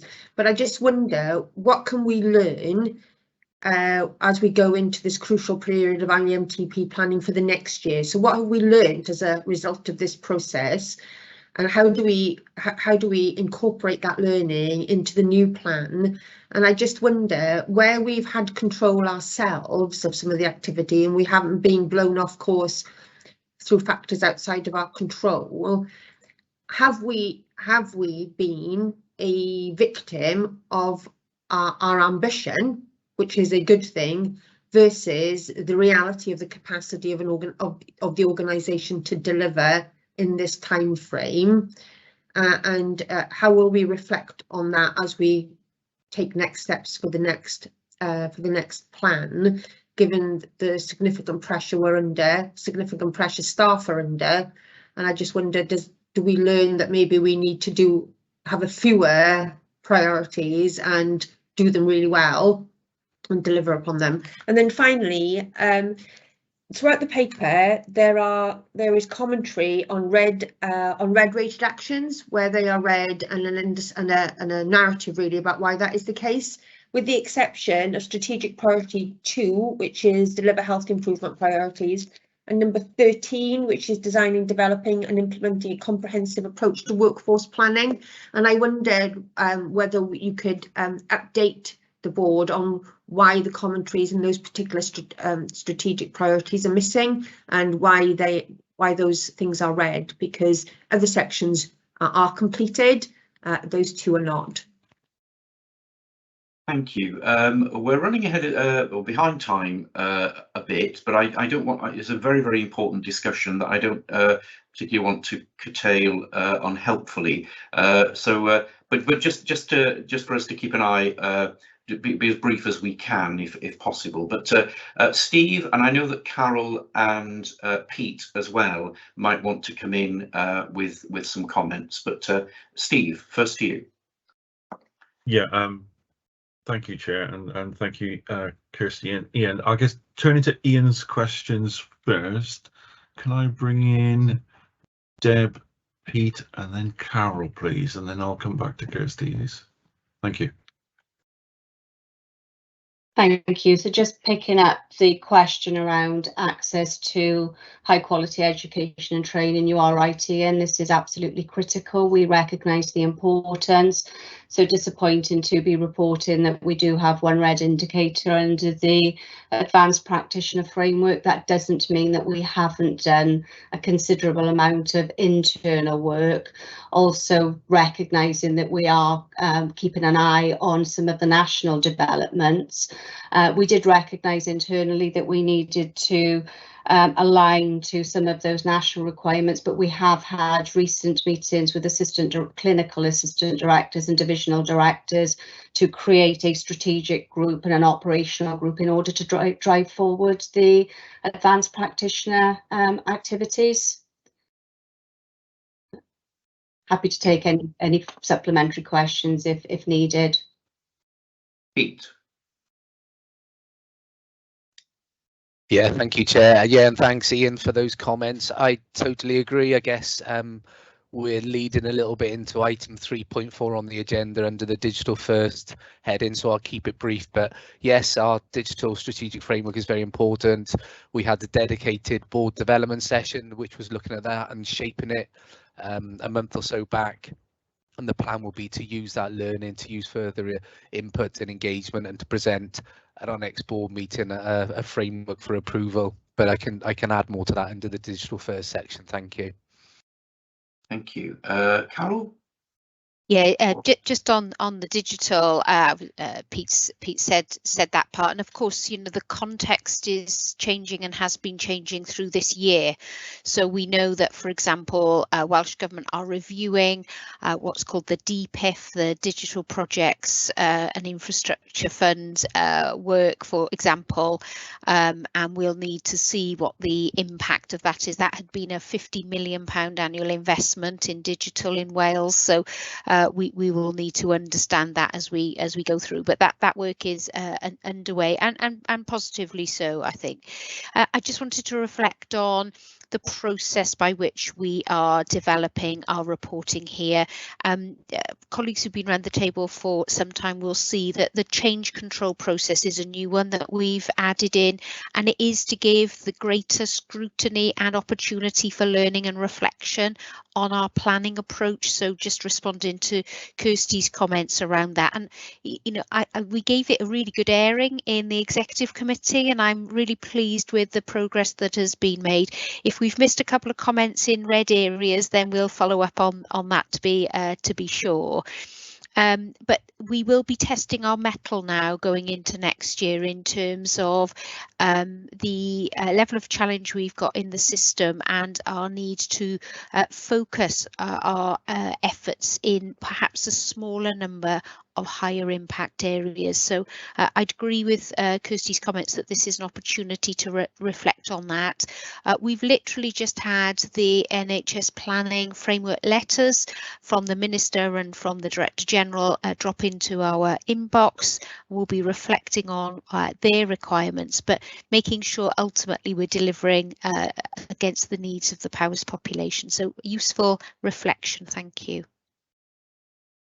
Thank you very much. Steve, do you have any final observations?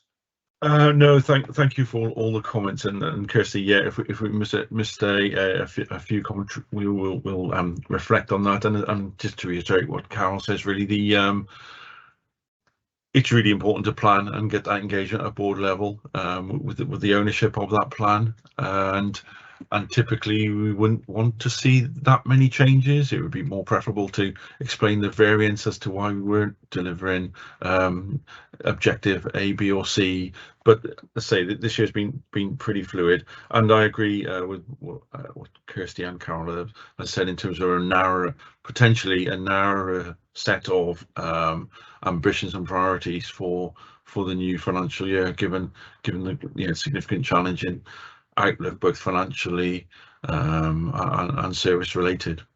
So thank you. Thank you, Steve. So the request or the ask of us as a board today is to discuss this report and to approve the change requests in relation to the IMTP. Again, if you're not happy to do that, please indicate in the chat pane. In which case we receive the report and we approve the changes as requested. So we're running a little bit behind our schedule in the agenda, so I'm going to suggest that we take a 10-minute break at this point, and it's 11:37. So can we come back in 10 minutes, which will be 11:57 or thereabouts. Yeah, we'll have a 10-minute break and see you after the break. Thank you.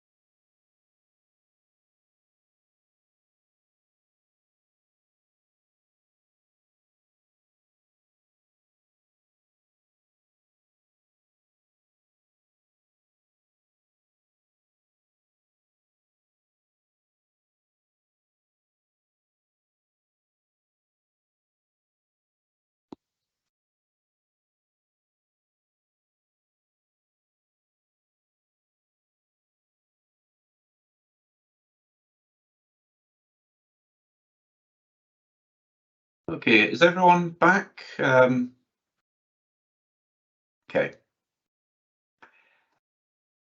Croeso nôl, ac mi newn ni ail gychwyn y cyfarfod a cychwyn hanner yr ail rhan y cyfarfod. A fe drawn ein sylw rwan at materion cyllid, materion ariannol, and we're going to turn now our attention to financial matters. We have 3 papers under item 3.2 of the agenda. Pete, I don't know whether you want to take them separately or together, but I'll leave that to you. And then for the final time, you'll be happy to hear Mark. We'll come to you because certainly the month 6 and the financial recovery approach has been considered in some detail by the D&P committee. So coming to you first, Pete. Thank you. Yeah, thanks very much, Chair. So if okay, I'll take the 3 papers together. I assume that they've been read by the committee members, and I'll pick up on the key issues, and then we can spend some time then on any points of issue, discussion and queries going forward. What I do as I move through, I'll reference the individual page of the individual report just for ease of reference for the committee. So the first paper is the financial recovery process. As probably previously reported to board, we've established a Finance and Performance Exec Subcommittee. This is chaired by Carol as Chief Exec, and each director is responsible for reporting their current position, their forecast position, and the actions taken to improve their positions on a this year and next year basis. The paper includes a high level approach to this and how we categorise each scheme identified, whether that be green, amber or red. And really just want to draw your attention to page 5 of the report. This details the additional actions identified to date. Those green and amber actions as totaled in the report are included in our current year-end forecast. They total additional improvement of 728,000 on a this year basis and 993 on a next year basis. The next report, as referenced, Chair, is the full month 6 finance report.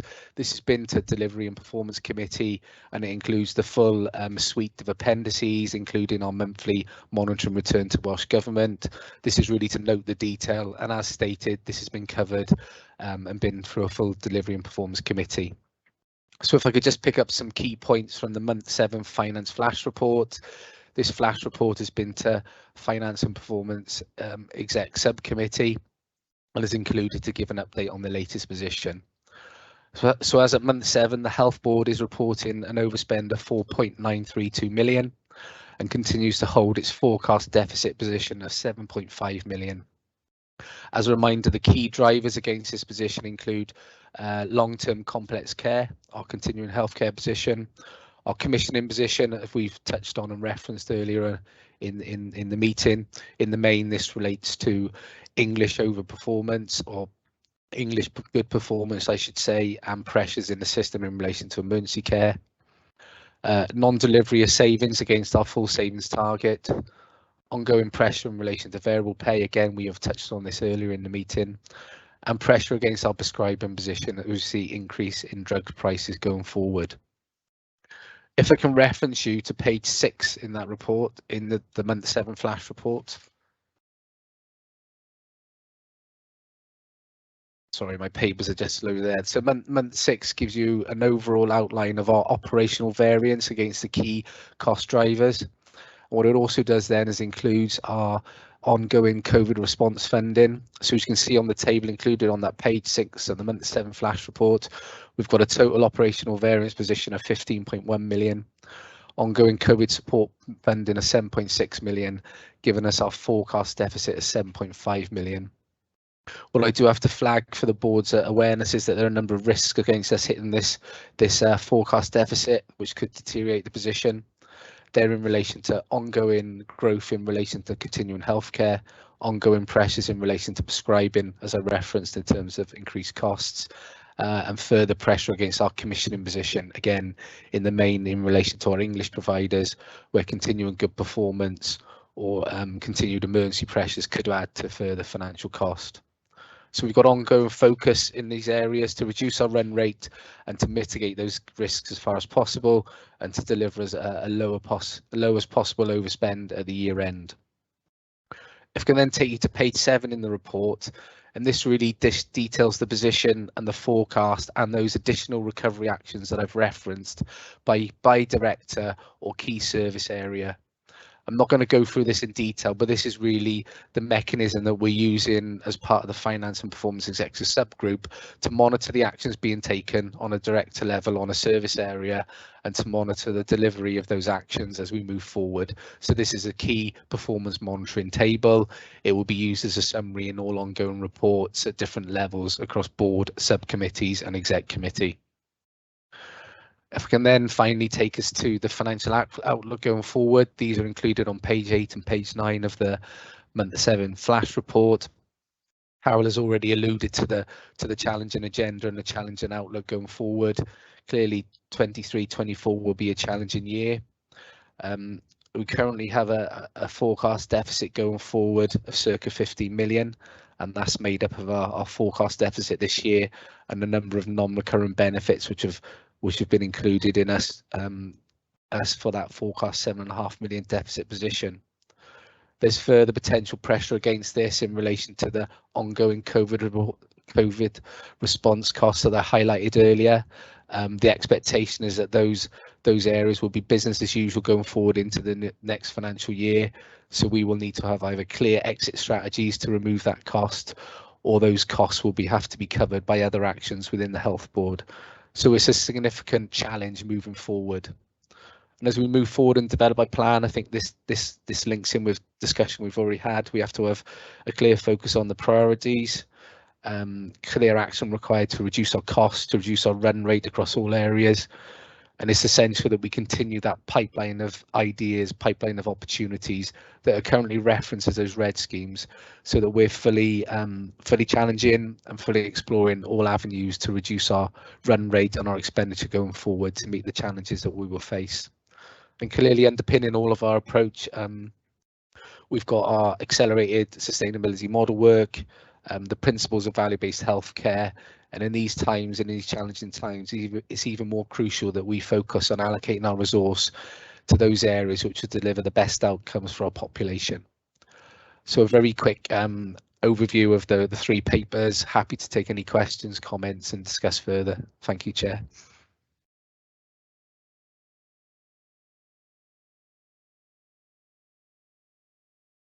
You're on mute, Chair. Apologies. I was saying I was inviting Mark to come in with any considerations from the perspective of the D&P committee. Thank you, Chair. Not really specific from the meeting as usual. An excellent summary and presentation from Pete, which I think covered the broad areas. I think more in reflection rather than comment on the committee is seeing month 7, which the committee didn't have the benefit of. What I'm concerned about is whether the 7.5 million forecast deficit is still really justifiable in terms of the continued pressures we're seeing, somewhere over £1 million in month deficit position. That seems to be reasonably consistent in terms of looking at some of the past. And some of the actual risks are now perhaps crystallising in terms of, we'll see the statement from Welsh Government shortly in terms of it's already going to be challenging in terms of probably not matching inflation. So when you look at those, my concern is that that deficit position is perhaps understating where we will see a realistic outturn, and the consequences of that, I think, are for wider consideration. In terms of the committee, we were quite time challenged when we started opening up some of the detail around the savings and the approaches, particularly around continual healthcare, which we can see pressure from demand and also increased cost. So I say it's just a question, reflection for Pete as to how sustainable that current estimate of deficit is. Thank you. Thank you. So again, we'll take a couple of comments and then invite Pete to respond. Robert and then Kirsty, please. Thank you, Chair.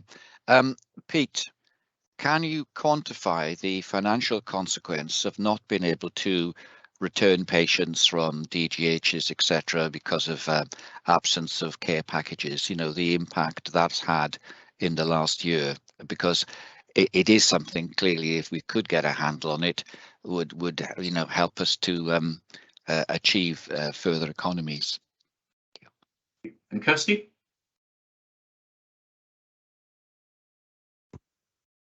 Thank you. Pete, you made reference to it in introducing the papers, but I'm just wondering whether in the financial recovery plan papers, I think it's probably implicit, but I'm just wondering whether we need to be explicit on the point of quality and actually, you know, a real strong focus on quality and the links, as you said, with value-based healthcare. If we're pursuing quality, that should also help us identify where we can focus our financial recovery efforts. And then subsequently, forgive me if I have got this wrong, but in the 2023-24 financial outlook, you talk about exceptional national pressures funded at risk non-recurrently in 22-23. Energy, real living wage, I take our givens, but the third bullet point refers to national insurance social care levy. And I'm just wondering, what is the status of national insurance social care, and how does that, or does it not, impact on your thinking? Because my understanding was obviously national insurance social care levy has been halted.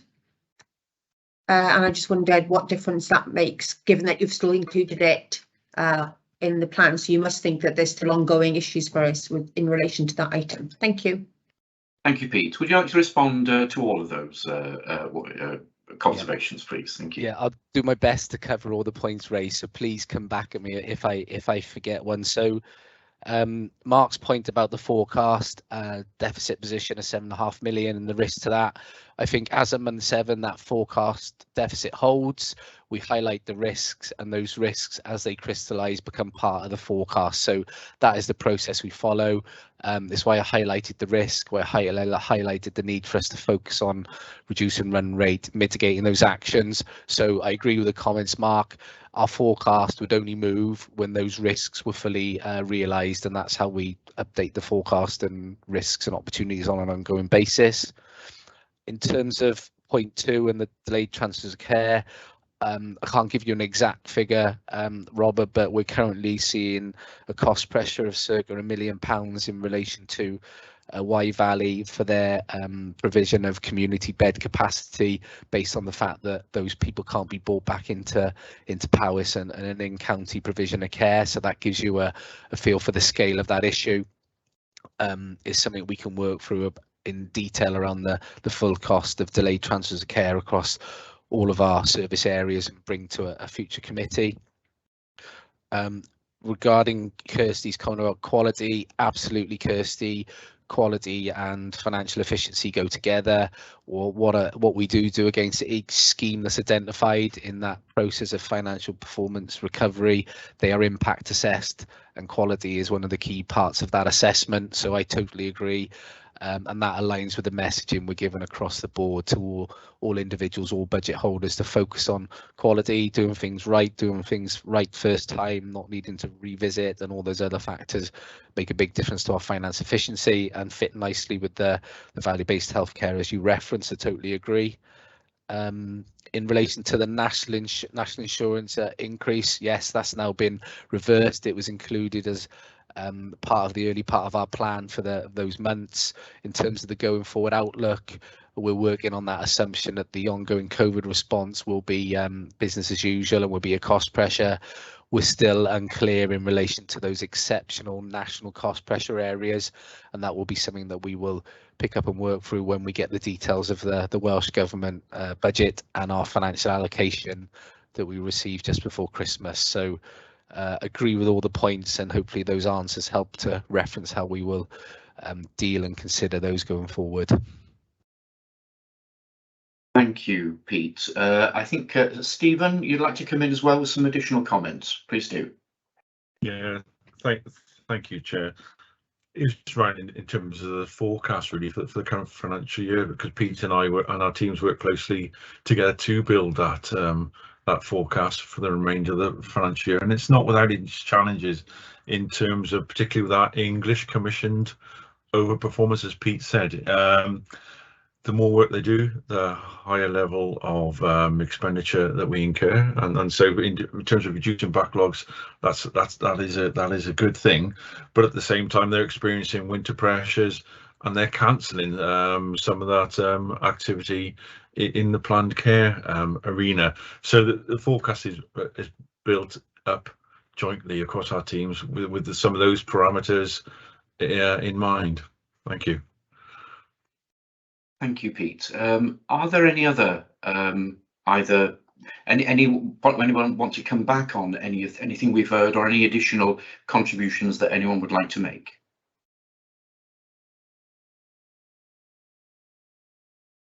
No? Okay, well, there is just one action that in relation to Robert's comment around getting a better understanding of the cost implications of delayed transfers of care, and Pete, you said that could be fed back and reported, I assume, to the D&P committee. Is that right? Yes, Chair. We'll include that in our financial reports going forward as a specific part of the report, so that detail's clear for everyone, and it will be via D&P. Okay, thank you. So we're asked to discuss and note this report, and again, if there are no dissensions, then we collectively, I'm just looking at the chat pane, note the report. So thank you very much for that. So moving on to agenda item 3.3, the Health Inequalities Report. A dyn ni'n troi ato chi, Mererid, am yr adroddiad yma. Felly, hyfryd gweld chi, a drosodd i chi. Okay. Oh, diolch yn fawr iawn. Bore da, good morning. So the purpose of this report is to provide an update on the health inequalities work and the ongoing work of the Health Board within the context also of the current NHS planning sort of framework.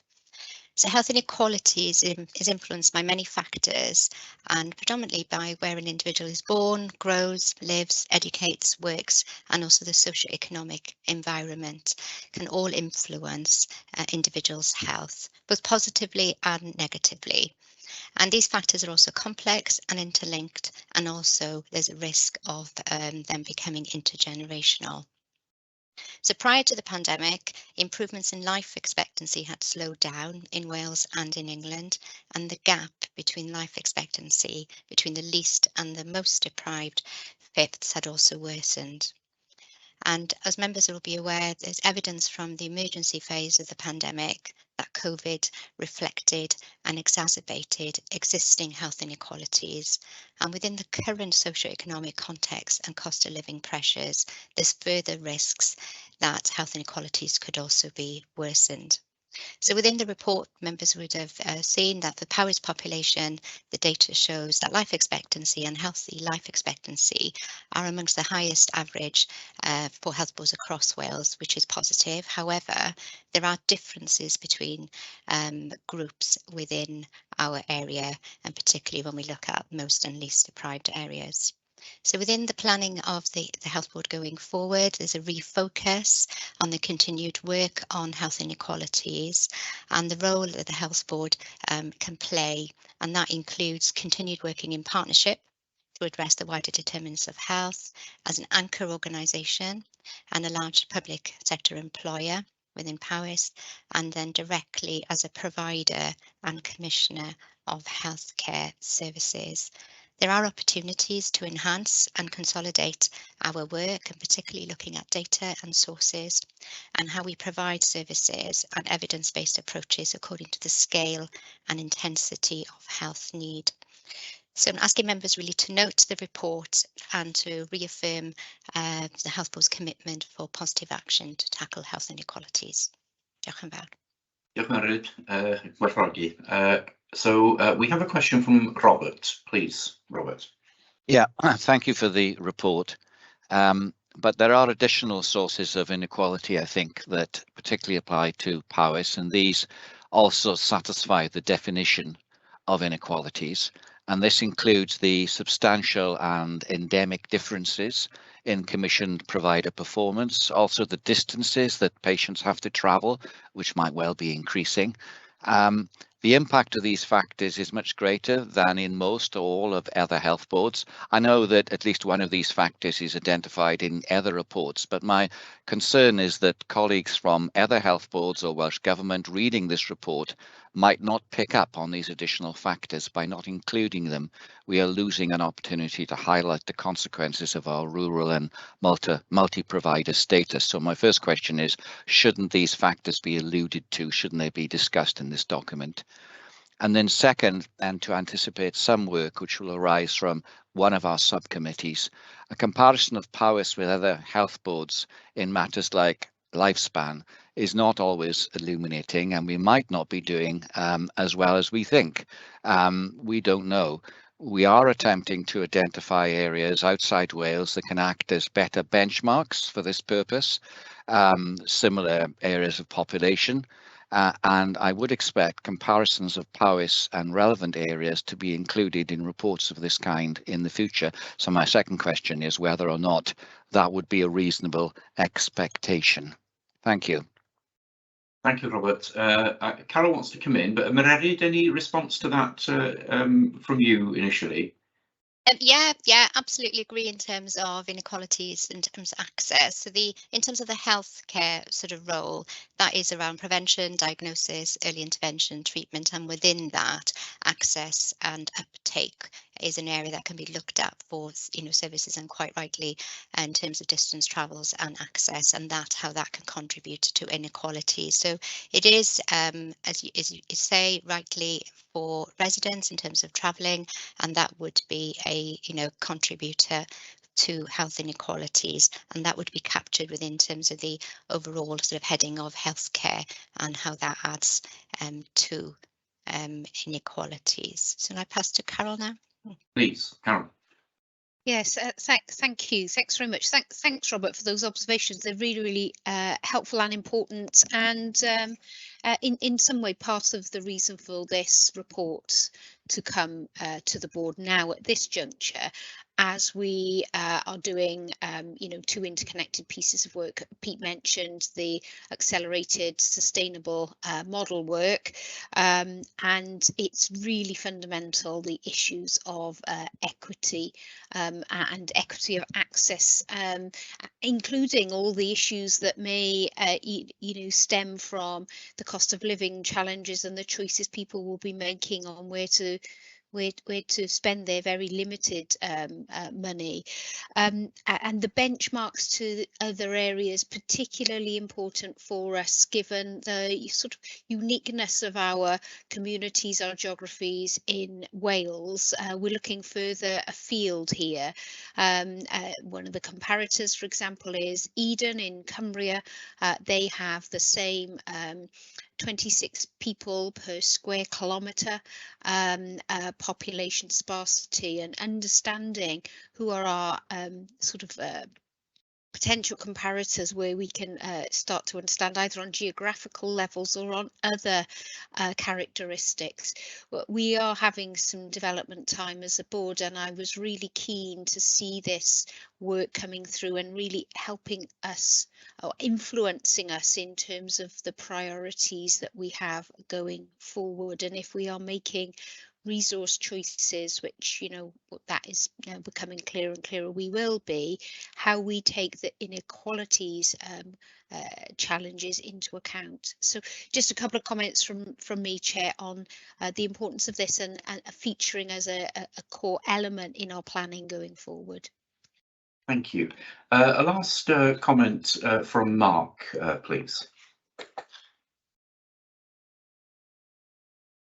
Thank you, Chair. Yeah, just wanted to say I found it really interesting and informative report, and we'll look with interest how we unpack some of those data issues and look at the sort of different sectors, but interesting comparison between health boards and different areas. One point from me was Public Health Wales have estimated the cost or of inequality at 322 million annually. I'm just wondering if you could throw some light on how they might have arrived at that sort of figure. I haven't had a chance to look at the Public Health Wales directly, but wonder whether you could give me some information on that. Meredith? Yeah, so I can get the report and, you know, to share that outside the committee meeting. So they will be quite complex, and the observatory team and the R&D team would have been working on there, and that would have been looking at, you know, the associated and additional sort of costs in terms of if you're not accessing healthcare in terms of prevention element or taking up that, and you know then having later presentations and the additional costs sort of there. But I can share that report with members outside the committee if that's helpful. Thank you very much.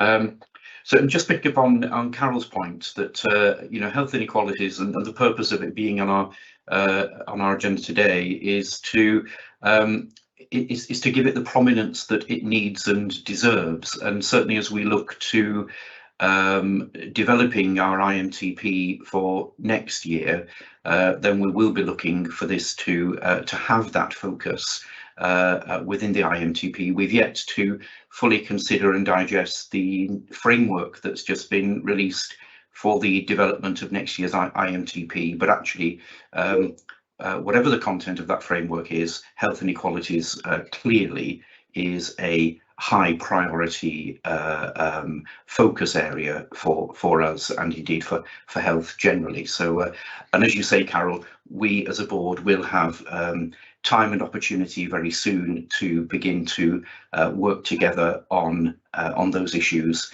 and on looking at next year's plans. So thank you for that. So again, we're asked to discuss and note this paper. I assume that all will be happy to do that, and nobody's indicating that they're not. So we move on to the Digital First Overview Report, and to Pete, please. Thank you, Chair. So again, we'll assume that people have had a chance to read the paper. I'll give a couple of key points, and then we can discuss further. I think the first thing to note is that we're on track in terms of our actions in relation to IMTP and our plan for this year. I do want to just note that this means that we're on track for the actions that we said that we would deliver. It doesn't mean that we fully resolved each area that we talk about. So to give an example of that, our cross-border work to improve our information and data flows, we've established that group. The group is working through, we've secured funds, and action is being taken to improve that situation. So we're on track for that, which is why it's green. It doesn't mean that we've fully resolved it. So just wanted to make that point.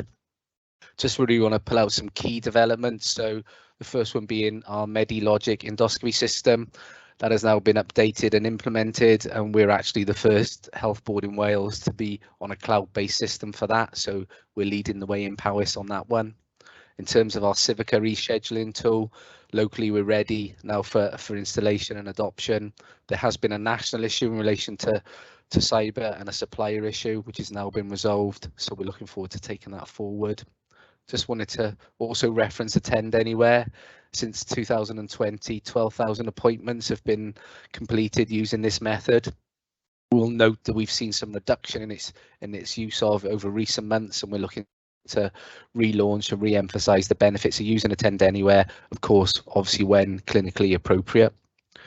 We referenced earlier our digital strategic framework, the board development session, and how the action that's taken to inform the development of the framework and the plan to bring that back to the future board for approval. Just wanted to note the action and progress and infrastructure and cyber security. I won't go through the bullet points, but we made a lot of progress and improvements in those areas, but still work to do to improve. And also included in the paper for visibility and awareness is the full program of the full digital program of works is included in the appendice. I'm not going to go through those line by line, but it's really just for the board to be aware of the full scale of programs, actions and work being done in the digital arena. And I'll pause there and happy to take any comments and questions. Thank you. Thank you. Ian, please. Hi, Pete, and thanks for that. I'll start where you left off, if I may, on the appendix. There's clearly a huge amount of work going on, and it's nice to be able to see that. I'll go back to my general point that I made earlier on as part of the IMTP. I'm making no apologies for raising it in that, because I think the strategic context for us as a board and where digital fits amongst all our very many other priorities at this time of difficulty, particularly financial and performance, and we've heard in terms of inequality. I have to keep on banging this drum around the context is really important for us, and I have some concerns, which colleagues will have heard before, that our progress is contingent on developing business cases and securing funds from Welsh Government should they become available. I heard yesterday, I was fortunate to be able to attend the Digital Services for Patients in the Public conference in Cardiff of that £50 million fund, which is, as Carol said earlier, we're not quite sure what will happen to that. But I think understanding our fundamentals and how all of our stuff in that appendix fits together and contributes to the outcomes that we're looking for is really important. You know, we've got some really quite sophisticated stuff in this, like talking about artificial intelligence, which I'm not knocking, but in the absence of understanding what our gaps are in our infrastructure and cybersecurity and knowing what our plans to do that, it's a bit of kind of famine and feast for me, without that clear picture of what our essential infrastructure plan looks like, let alone how we're going to fund it. I find it quite difficult to put this stuff in context. So I'll make that point again. I've got a couple of questions specifically on the report itself. Note that you picked up on page 5 the attend anywhere and virtual consultation stuff, and Welsh Government potentially threatening to withdraw funding for that. Again, going back to some of the patient stories we heard yesterday in the Digital Services conference, that would be an enormous disappointment and retrograde step. I notice in your actions, Pete, you're talking about a relaunch and the exec and mandating the use of this. I just think clearly we need to be very proactive in that, because it is the way forward, and you know, there's cost savings as well as quality in that. And my final question was just to understand exactly what are we doing with the plan around WCCIS, the community system, additional funding? What's the plan around that? Sorry to get into a bit of level of detail. I'd just like to understand a little bit about that. Thank you. Pete, please. Yeah, well, I think really, Ian, I'm just going to agree with you, because all the points you've made have recognise the importance of where we are and what we're trying to do, particularly around attend anywhere. In terms of the being clear on the plan and the framework, that links back to the strategic framework, and obviously given what we want to do, what we can do, funding is one of the many constraints, along with workforce and other factors. And as we work for our plans, we're trying to reflect that in terms of what we can do given where we are now, what we can do with potential additional funding, and it will all fit into that planning process, as you said, as part of prioritising for the board and wider. So that is a very fluid situation that we're trying to make sure that we capture in the right way, so we can make the right decisions. In terms of the WCCIS, I don't really know what to add in there in terms of we've got that specific funding to do the focus on improving the system. Carol probably would like to come in on this, given her role linked to WCCIS as a national level. So I'll let Carol come in, and I'm just checking my quick notes. I think that covers the points that Ian raised. Thank you.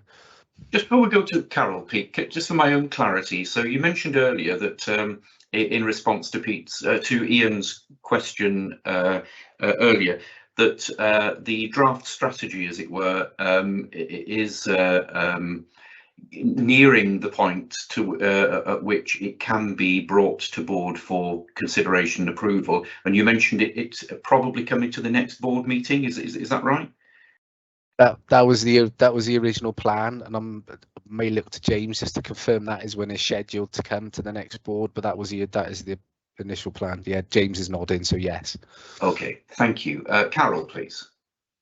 Yeah, thanks very much. So just to add to where Pete left off, really. So just on infrastructure. So we are clear about where we are with infrastructure at the current stage. We've had an internal audit review of that.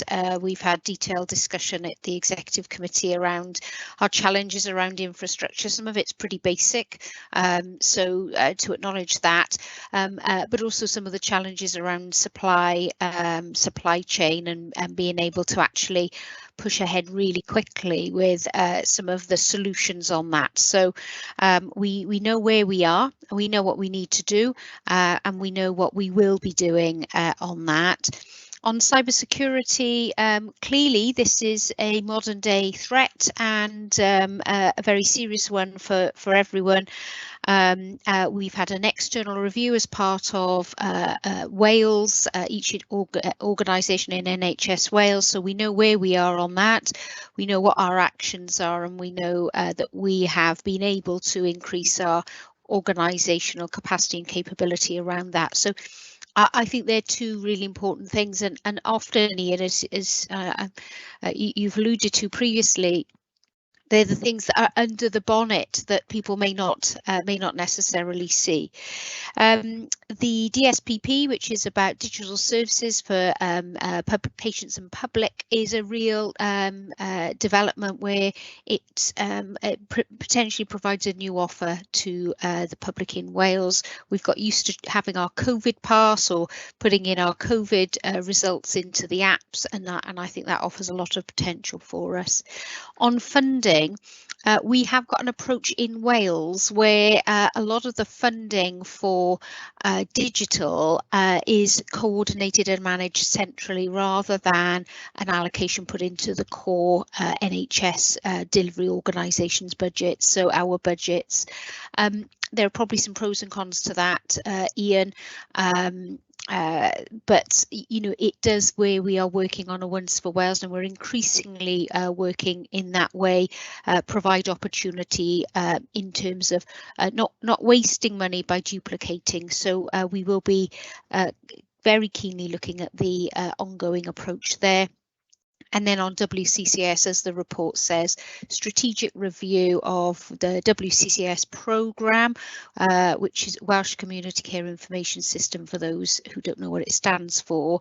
Part 1 of the strategic review is complete. Part 2 is underway, and we're a very active partner as an organisation in that work, given that we were the first health board to take that system.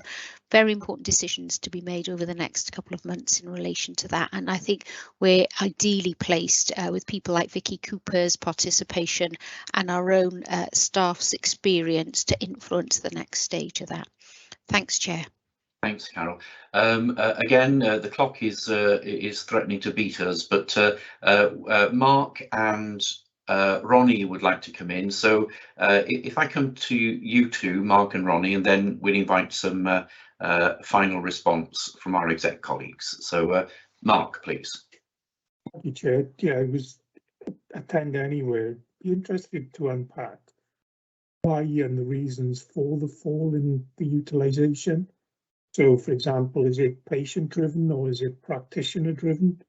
And say, note in the relaunch, but I think it'd be important to understand the reasons for it not being utilised. And one other was around funding in terms of, I know we've explored this item in a bit more detail at committee, but to understand that whilst we've got a lot of external money potentially to source in future years, we need, I think, a base budget to actually cover off the essentials, certainly around cyber and we know it's a blank check type area, so I don't think there's an expectation of that. But I think there needs to be a consistent funding to ensure that we do the basics and the minimum in terms of that area. Thank you. Thank you. Ronnie. Thank you, Chair. Two brief comments, please, if I may. Just first of all to say I was very pleased to see progress on the endoscopy management system. That's a subject about which I care very deeply. And also I was very pleased to see the virtual consultations being offered to displaced Ukrainian citizens. And I note that it is PAVS is the first health board to offer that. So I hope that opportunities are taken to expand that service whenever possible, because they are a particular group of individuals who need our support at this time. Thank you. Thank you, Ronnie. Kate, you've got some information on the Attend Anywhere. Please come in and then I'll give a last opportunity to Pete. Thank you, Chair. So yeah, just in answer to Mark's question, I think it probably is he asked whether it was patient or physician related. I think it's probably a combination of several factors. And we're doing some work or starting some work to really look into and drill down on that. I think there's something about access to an infrastructure as well. And also probably a bit of communication, public communication in terms of the benefits. I think it's probably not fully understood in terms of access. It really does improve access and it improves the efficiency and patient choice quite often. So I think there's probably, having had an initial launch at the beginning of the pandemic, I think there's more work ongoing just to really make sure everybody really understands the benefits, and that's what we're doing at the moment. Thank you. Pete. Yeah, thank you, Chair, and thanks everyone. Some really good comments in there and some good points well made. I think the one we haven't just quite covered off is Mark's comment around the funding and having that baseline of funding. What I would say is that, as Carol alluded to, we're just trying to work through those slightly different funding mechanisms to make sure that's covered in the right way. And what I will say then is that is a board decision in terms of where we allocate our resources. So we're all involved in that, and it's all part of that process for us developing our plan IMTP going forward. So yes, note that comment, Mark. I do agree, and we're trying to present those options in the most simplest way so the board can make the right decision. Thank you, Pete. This is essentially a for information paper, but certainly given rise to really useful discussion. And as Pete has just reminded us, that discussion will feed into the further development and decision-making processes that will involve us as a board anyway. So thank you very much for that. So we move on to item 3.5, the corporate risk register, and we come back to you, James. Thank you, Chair. Yeah, just in the interest of time, I'll be very brief. It's in the usual format. It's been through due process as it always does before coming through to board through the executive committee, where there was detailed consideration of each of the risks and the updates that are highlighted in red on the version of the risk register. Before you, in particular, a couple of the risks which were suggested by the PTHb committee, where the scores might increase, and went into some detail on those in the executive committee, but concluded that the risk scores remain appropriate, and that is true of the risks across the board with regard to the corporate risk register. So it remains, I suppose, in summary, concerning, not insignificant risk being faced by the board, but it remains a stable position with regular updates to the mitigating actions that are being put in place. So that's all I wanted to say, Chair, and of course happy to take any questions from board members. Thank you, James. So we're asked to review the corporate risk register. Ian, please. Yes, thank you, Chair. Just wanted to ask, I've noted a couple of times in the past that the lack of a holistic, integrated, contemporaneous clinical record is a risk that was also highlighted. Communication is much more difficult when all your information isn't in one place, and that's where we are in the NHS generally. Lots of information, some digital, some not. I've mentioned that previously for consideration, so my assumption is that it has been considered, and that's why it does. And the risk that I suggested should be there, not agreed with I'm just asking the question. Yeah, I think that continues to be held at directorate level, and we'll continue to review that with regard to potential escalation up to the corporate risk register.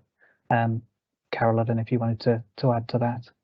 Yeah, happy to come in. You have raised it previously, Ian, I think on a number of occasions, and I think the response has been around really considering, do clinicians have access to the information that they need in terms of being able to provide care? We are transitioning still, as everyone will be aware, from what was a largely paper-based system with records in the back of courier vehicles to appointments, to one which is much more electronically held. The use of platforms, I'm not very technical myself, but the use of platforms to draw that information together. So in relation to the overall journey in Wales, the movement to electronic patient records, which are connected and can be drawn together, is progressing. We're not there yet. What level of impact does that not yet fully mature electronic health record have on patient care? You know, we referred earlier to the DATEX system and the expectation that if clinicians are not able to make decisions about patient care because they don't have the appropriate record, that can be flagged. We have had instances where an electronic system has caused challenges on that, and we investigate those and follow those up. But Ian, I think this is, I share your ambition here, by the way, just to underline that, but this is part of the development journey across all of NHS Wales, and progress is being made.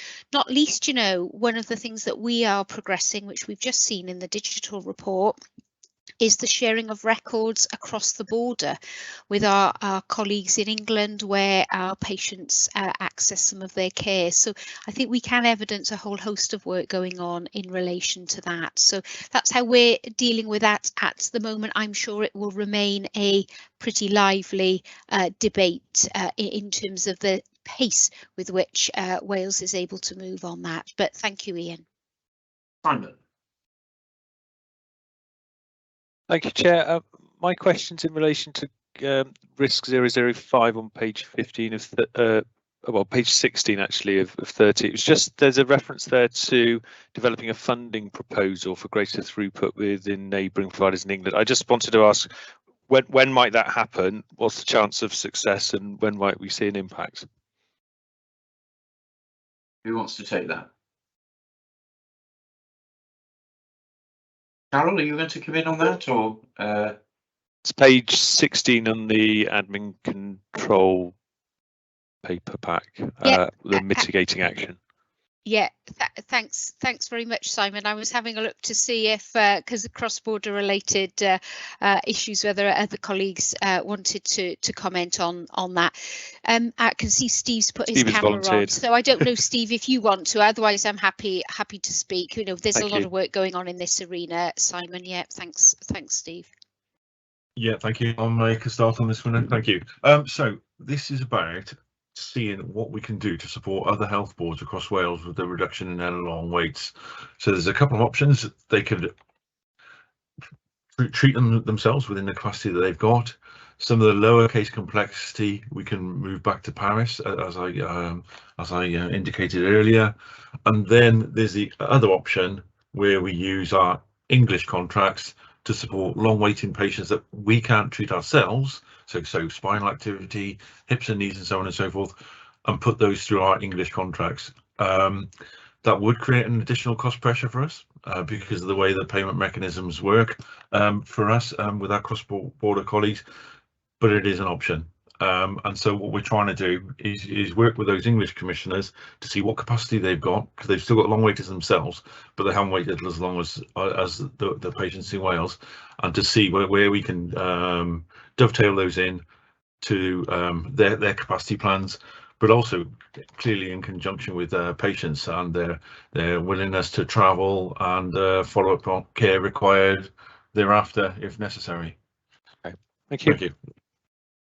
Okay, thank you very much. So we're asked to review the risk to review the risk register. That we have done, and again, unless there are comments to the contrary, we will regard that as a completed agenda item. Okay, thank you. So, Katie, well, very warm welcome. We weren't sure, well, you weren't sure whether you'd be able to be with us today, but absolutely delighted that that you've been able to extricate yourself from other things and be with us. So it's over to you now for the CHC report. Thank you. Thank you very much, Chair. And as I say, I'm sorry I missed the morning meeting, but and some of the issues that you've discussed, I might be repeating. So again, apologies for that. I hope the report is fairly self-explanatory. It's the usual format. As you can see, we've started to get out and about more, and we're starting to do visits. So we've just done a visit to Astrid Gunlice Hospital. We've got another one planned for Brecon, and we're hoping to go into the maternity unit in South. So we're starting to get out, which is great from our perspective, and hopefully from patients' perspectives as well. We've had a couple of meetings since the last board meeting. We've had Services Planning Committee and Montgomeryshire Committee. Just a couple of things that have come out of that was, you know, still concerns around the high number of red calls that are being missed in Powys, and also the fact that there's been a drop in the demand for conveyancing, which slightly concerns us. And we're going to do a little bit more digging around from the perspective that I think a lot of people are probably just jumping in their cars rather than waiting for an ambulance, or actually we do know that people are being told to drive to their nearest hospital. So we need to unpack that a little bit more.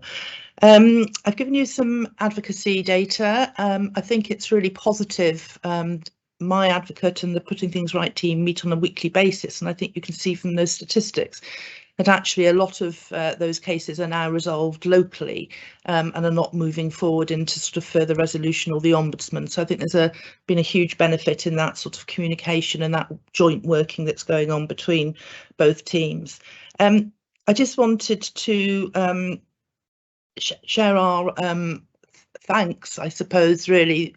A few months ago, there were lots of very difficult conversations going on around dentistry provision in Powys, and there were some, you know, as I say, difficult conversations with Hayley and with Jane Lawrence. But you know, we are so grateful for the amount of effort and energy and work that's gone in to actually to recruiting dentists and to actually re-stabilising that dental provision in Powys. There were two decisions that were taken executive. One was around the consultation and engagement in relation to EASC's commissioning of Wales ambulance services. We're still awaiting the draft comms and engagement plan, and we're still waiting the sort of formal proposal that will be engaged upon. But there is an EASC meeting next week, so we're hoping it'll come out of that. And then just finally, Chair, just to update people on the work streams, we've set up work streams for the Citizens' Voice body within Powys, within the local authority. So we have a little work stream on governance, complaints, commissioning and social care, and that's in readiness for the CVB going forward. So I'm happy to take any questions, and that's a bit of a whistle-stop tour. Fantastic summary, wonderful, thank you very much. Are there any questions, comments, observations in response either to the written paper or to Katie's comments just now?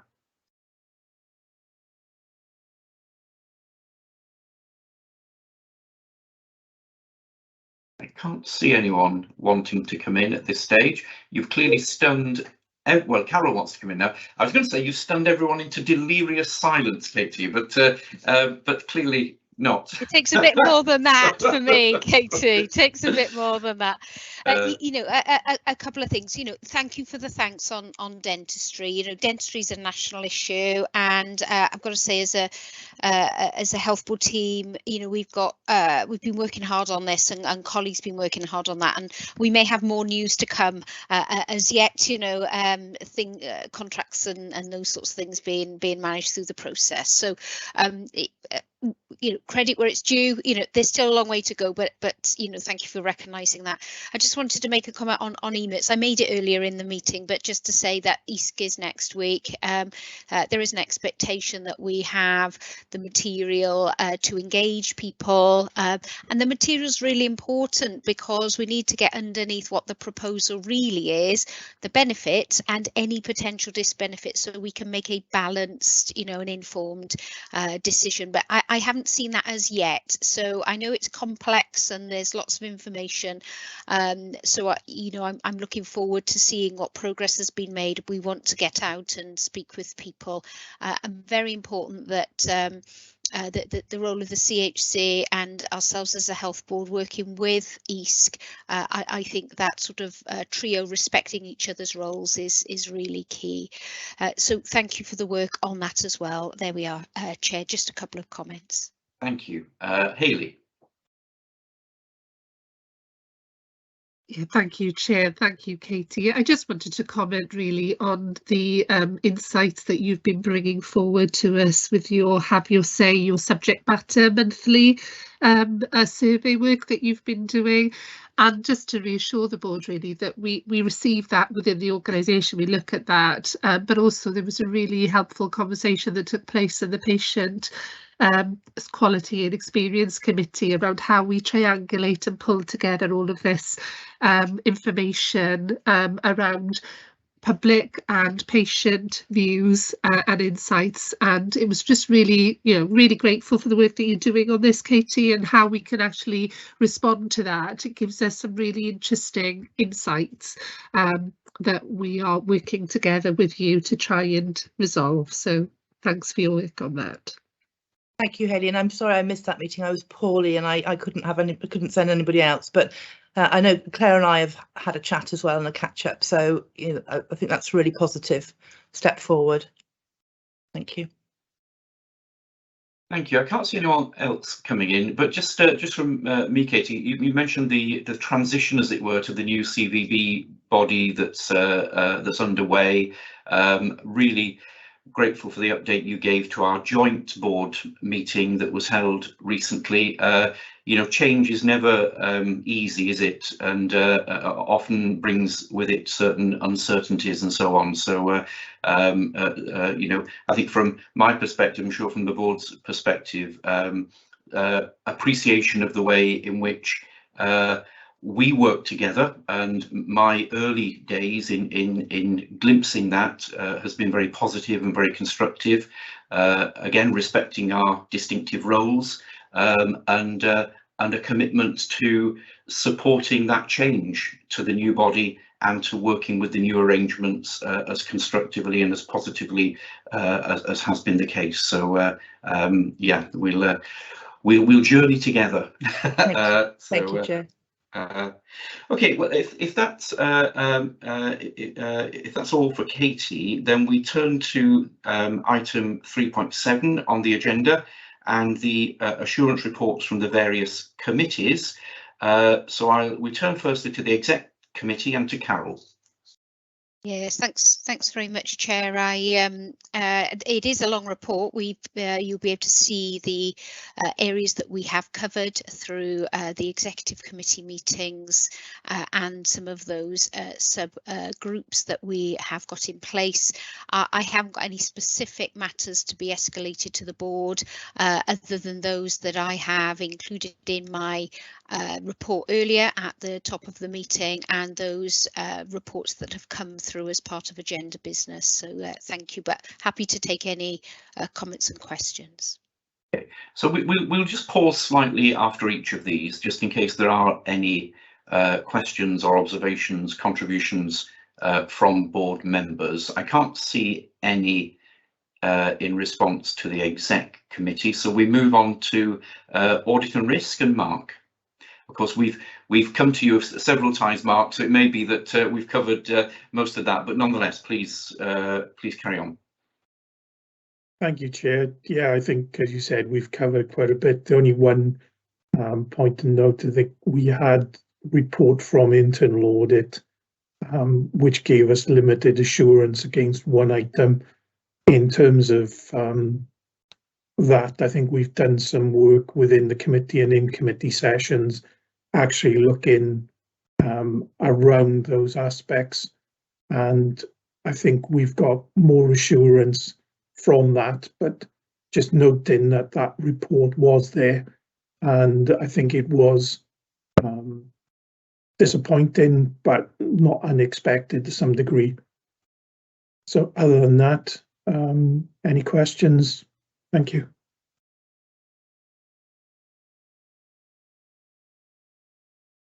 Again, I can't see anyone wanting to ask a question. Therefore, we stay with you, Mark, and delivery and performance. Thank you, Chair. Yeah, it was a very ambitious programme on that particular day, and we didn't manage to get through the agenda as speedily and as efficiently as we should have. Very interesting in terms of what we will do in future around that. We also had an in-committee session looking at a number of items, not least of which some were on the agenda today. So because we've covered so much in the agenda today, I haven't got any real additional items to add. Thank you, Mark. Are there any comments, questions? So we go to charitable funds, and either Carol or Pete, who would like to take this? Pete, Pete, are you able to come in and offer a contribution here? Yeah, certainly, Chair. I would just get the report in front of me. Apologies, my system is not responding as I look for the appropriate report. Just a second. I'm happy to make a start. Yes, because okay, I've got sorry, it now. Pete, go on. No, you're sorted, are you? Yeah, clearly we picked up on the strategy earlier. There's a number of bids that were considered in the meeting for approval. They're included in the report. The strategy we've touched on. I don't think there's anything of a particular need to highlight any further than what we've picked up earlier in the meeting agenda. Thanks, Chair. Thank you. Any questions, comments?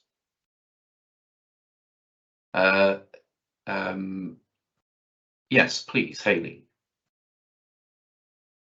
Oh, sorry, that was an old. Was that an old comment from Hayley? Yes, I think it was. Sorry, I was distracted by something in the chat pane, but it wasn't that. So if there are no comments, then we go to PPPH and Robert. Thank you, Chair. The only thing I'd like to highlight is under the Regional Integrated Care Fund update. So from 23-24, there is an expectation of match funding.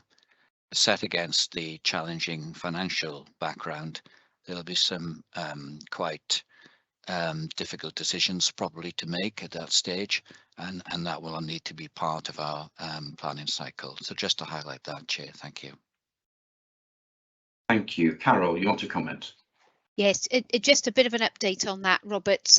We discussed that as Chief Execs in the Welsh Government team in our regular Monday morning catch up because we were discussing the budget, and I think Welsh Government are going to be having another look at partnership funding and how that is managed in the current climate. So we'll look to hear whether that affects the original ambition about the match funding or whether that it takes a slightly different tack. So we'll let the committee know as we move through where that's heading.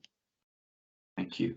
And Kirsty, as colleagues will probably know, has recently assumed the chair of the Regional Partnership Board. Kirsty, please come in.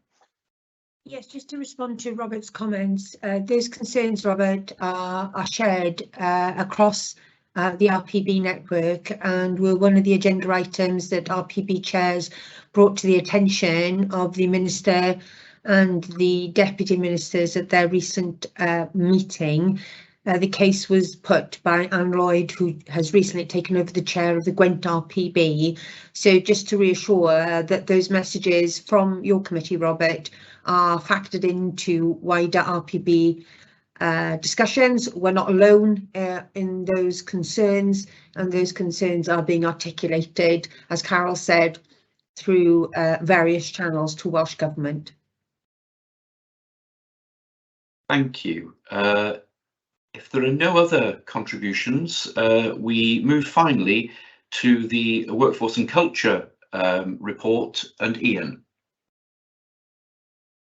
Thank you, Chair. Nothing to add to the report except to mention a matter of discussion between myself, Kirsty, and Deborah and Claire as well, that we're looking at areas of where there are overlaps between the two committees, workforce culture being such an important factor in relation to patient safety. We are exploring how we can better work together in the future. Just wanted to update colleagues on that. Thank you. Thank you. Anyone want to come in relation to this report? No, then we move on to Carol and the joint committees update. Thank you, Carol. Thanks very much, Chair. In short, the EASC committee really has been very much focused on the air ambulance and the emergency medical retrieval and transfer service, and I have covered that. I mentioned that on a couple of occasions, so I won't go much more into that.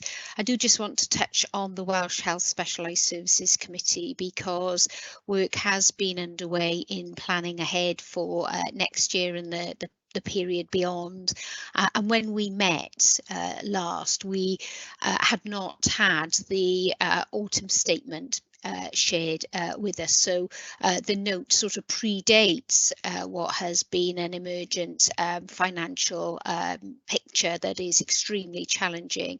But right at the end of the meeting, when we were discussing not the end, but when we were discussing the integrated commissioning plan, members of the committee, chief exec members, did make clear that any commitments to specialised services need to be seen and planned for in the round with all of our broad board level commitments for our population the way across the pathways. So with that in mind, knowing that the IMTP submission date was moving from a January to March, we will be having further conversations in relation to next year's specialised services plan.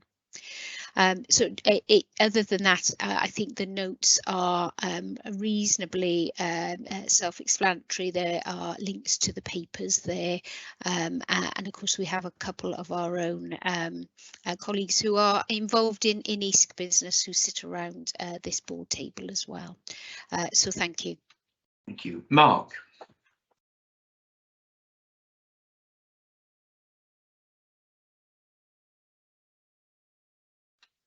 You're on mute. All right. Yes, I think we can. Yeah, please carry on. Sorry, Chair. Just trouble getting off camera back on. It was just a question in terms of the EASC report, where we see that the handover loss by ambulance equated to over 30% of WAST conveyancing capacity, which I think was the highest according to the report. I was just wondering, in terms of the system response to the pressures that the ambulance service and care service is experiencing, whether there's been any progress, because that seems to suggest we're going in the wrong direction rather than progressing. Yes, thanks very much, Mark. It's an extremely worrying position to imagine that 1 in 3 of your hours allocated is spent outside an ED department when you know you've got people in the community who require a response. I think reflects the really serious concern throughout the system, and that was expressed in the media, I think, in just the last few days by ambulance services chief executives. On Monday of this week, Mark, Welsh Government and all Welsh health boards came together to consider the matter of handover delays. What practice could we learn from elsewhere? We had an interesting presentation from Walsall, who had managed to get under control the handover delays. Some of that being about culture and leadership, some of that about being practice and protocols. There was quite a lot to take from that. Cardiff and Vale Health Board have made some significant progress over the last 6 weeks on their handover delay matters as well, seeing this as patient safety standards and reframing this from a sort of transportation from one department to another, but seeing that as a whole system safety matter. And I think that is they're now starting to lead the way in terms of what other health boards can do. From our own perspective, we made a contribution to that ministerial summit and explained the impact of handover delays on our population. And so Hayley mentioned that earlier about the PDSA work, Plan Do Study Act, rapid test of change work with WAST. But this is one of the indicators, Mark, that stands out on how healthy or otherwise the flow system is, because if your handovers, if you're losing 30% of your capacity there, that is a very bad sign of how well your system is holding up. We do need to see that single indicator moving down the scale, and that will indicate an improvement in patient outcomes as well. Thank you. Any other question to Carol? If not, then we move to the penultimate agenda item, which is the assurance report of the board's partnership arrangements. And again to you, Carol.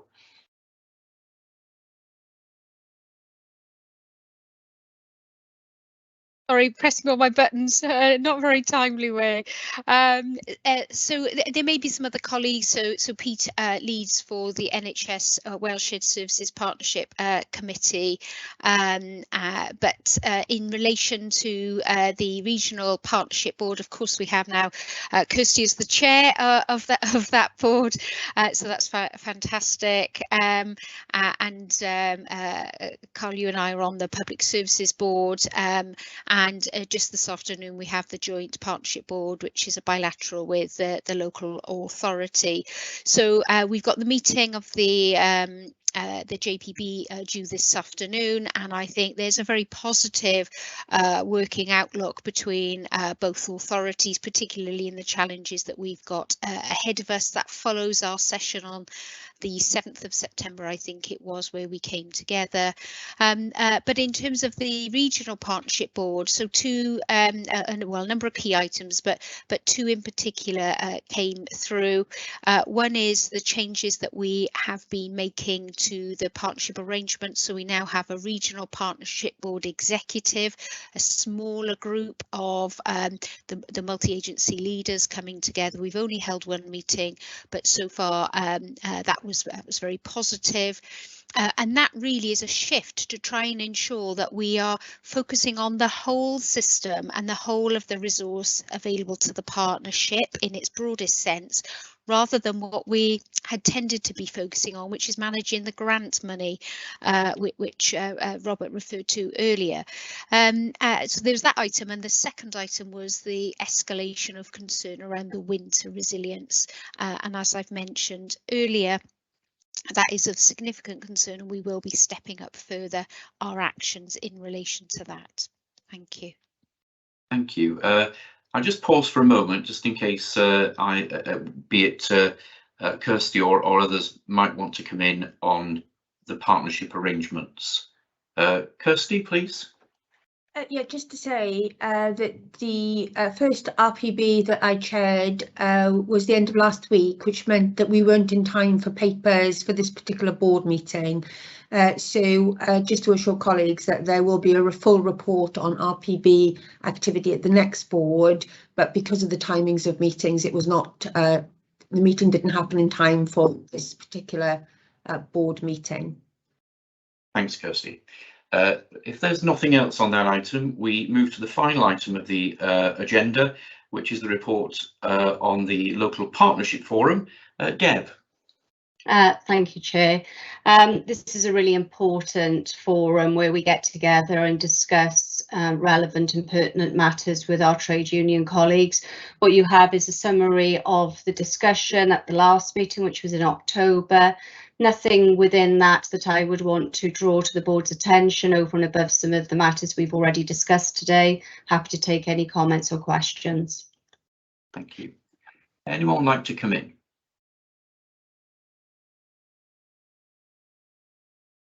No? So, well, thank you to everyone, and to all the work that's been done through partnerships and committees and so on. Fantastic amount of work, and thank you for all of that that's been summarised for us today. Much appreciated.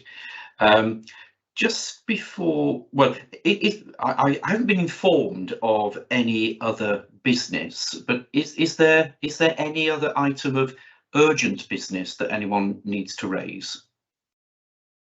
No. Well, our next meeting will be held online on this platform on the 25th of January, which is actually next year, amazingly, 2023. So we should be here again. But just before we conclude the meeting, I do need to ask you as a board to support a particular motion. There are a couple of items that I'm advised by the board secretary include confidential or commercially sensitive information that isn't in the public interest to discuss in an open meeting, and therefore we're asked to consider a motion to consider those items in committee. So I'll read the motion and then I'll ask for board's approval to the motion. That representatives of the press and other members of the public should be excluded from the remainder of this meeting, having regard to the confidential nature of the business to be transacted, publicity on which would be prejudicial to the public interest. Would everyone indicate that they support that motion by being silent? Otherwise, put in the chat in the chat pane your dissent. In which case that motion is carried, and we will resume in committee I think at 2 o'clock this afternoon. And but for now, that concludes our business. So just remains for me to say a huge thank you for everyone for the amount of work that goes into the preparation for these meetings, and indeed which is reflective of the outstanding work that colleagues carry out day in, day out across Powys Teaching Health Board. So on that note, I look forward to seeing board members later on, but for now, thank you and enjoy the rest of the day. Diolch yn fawr.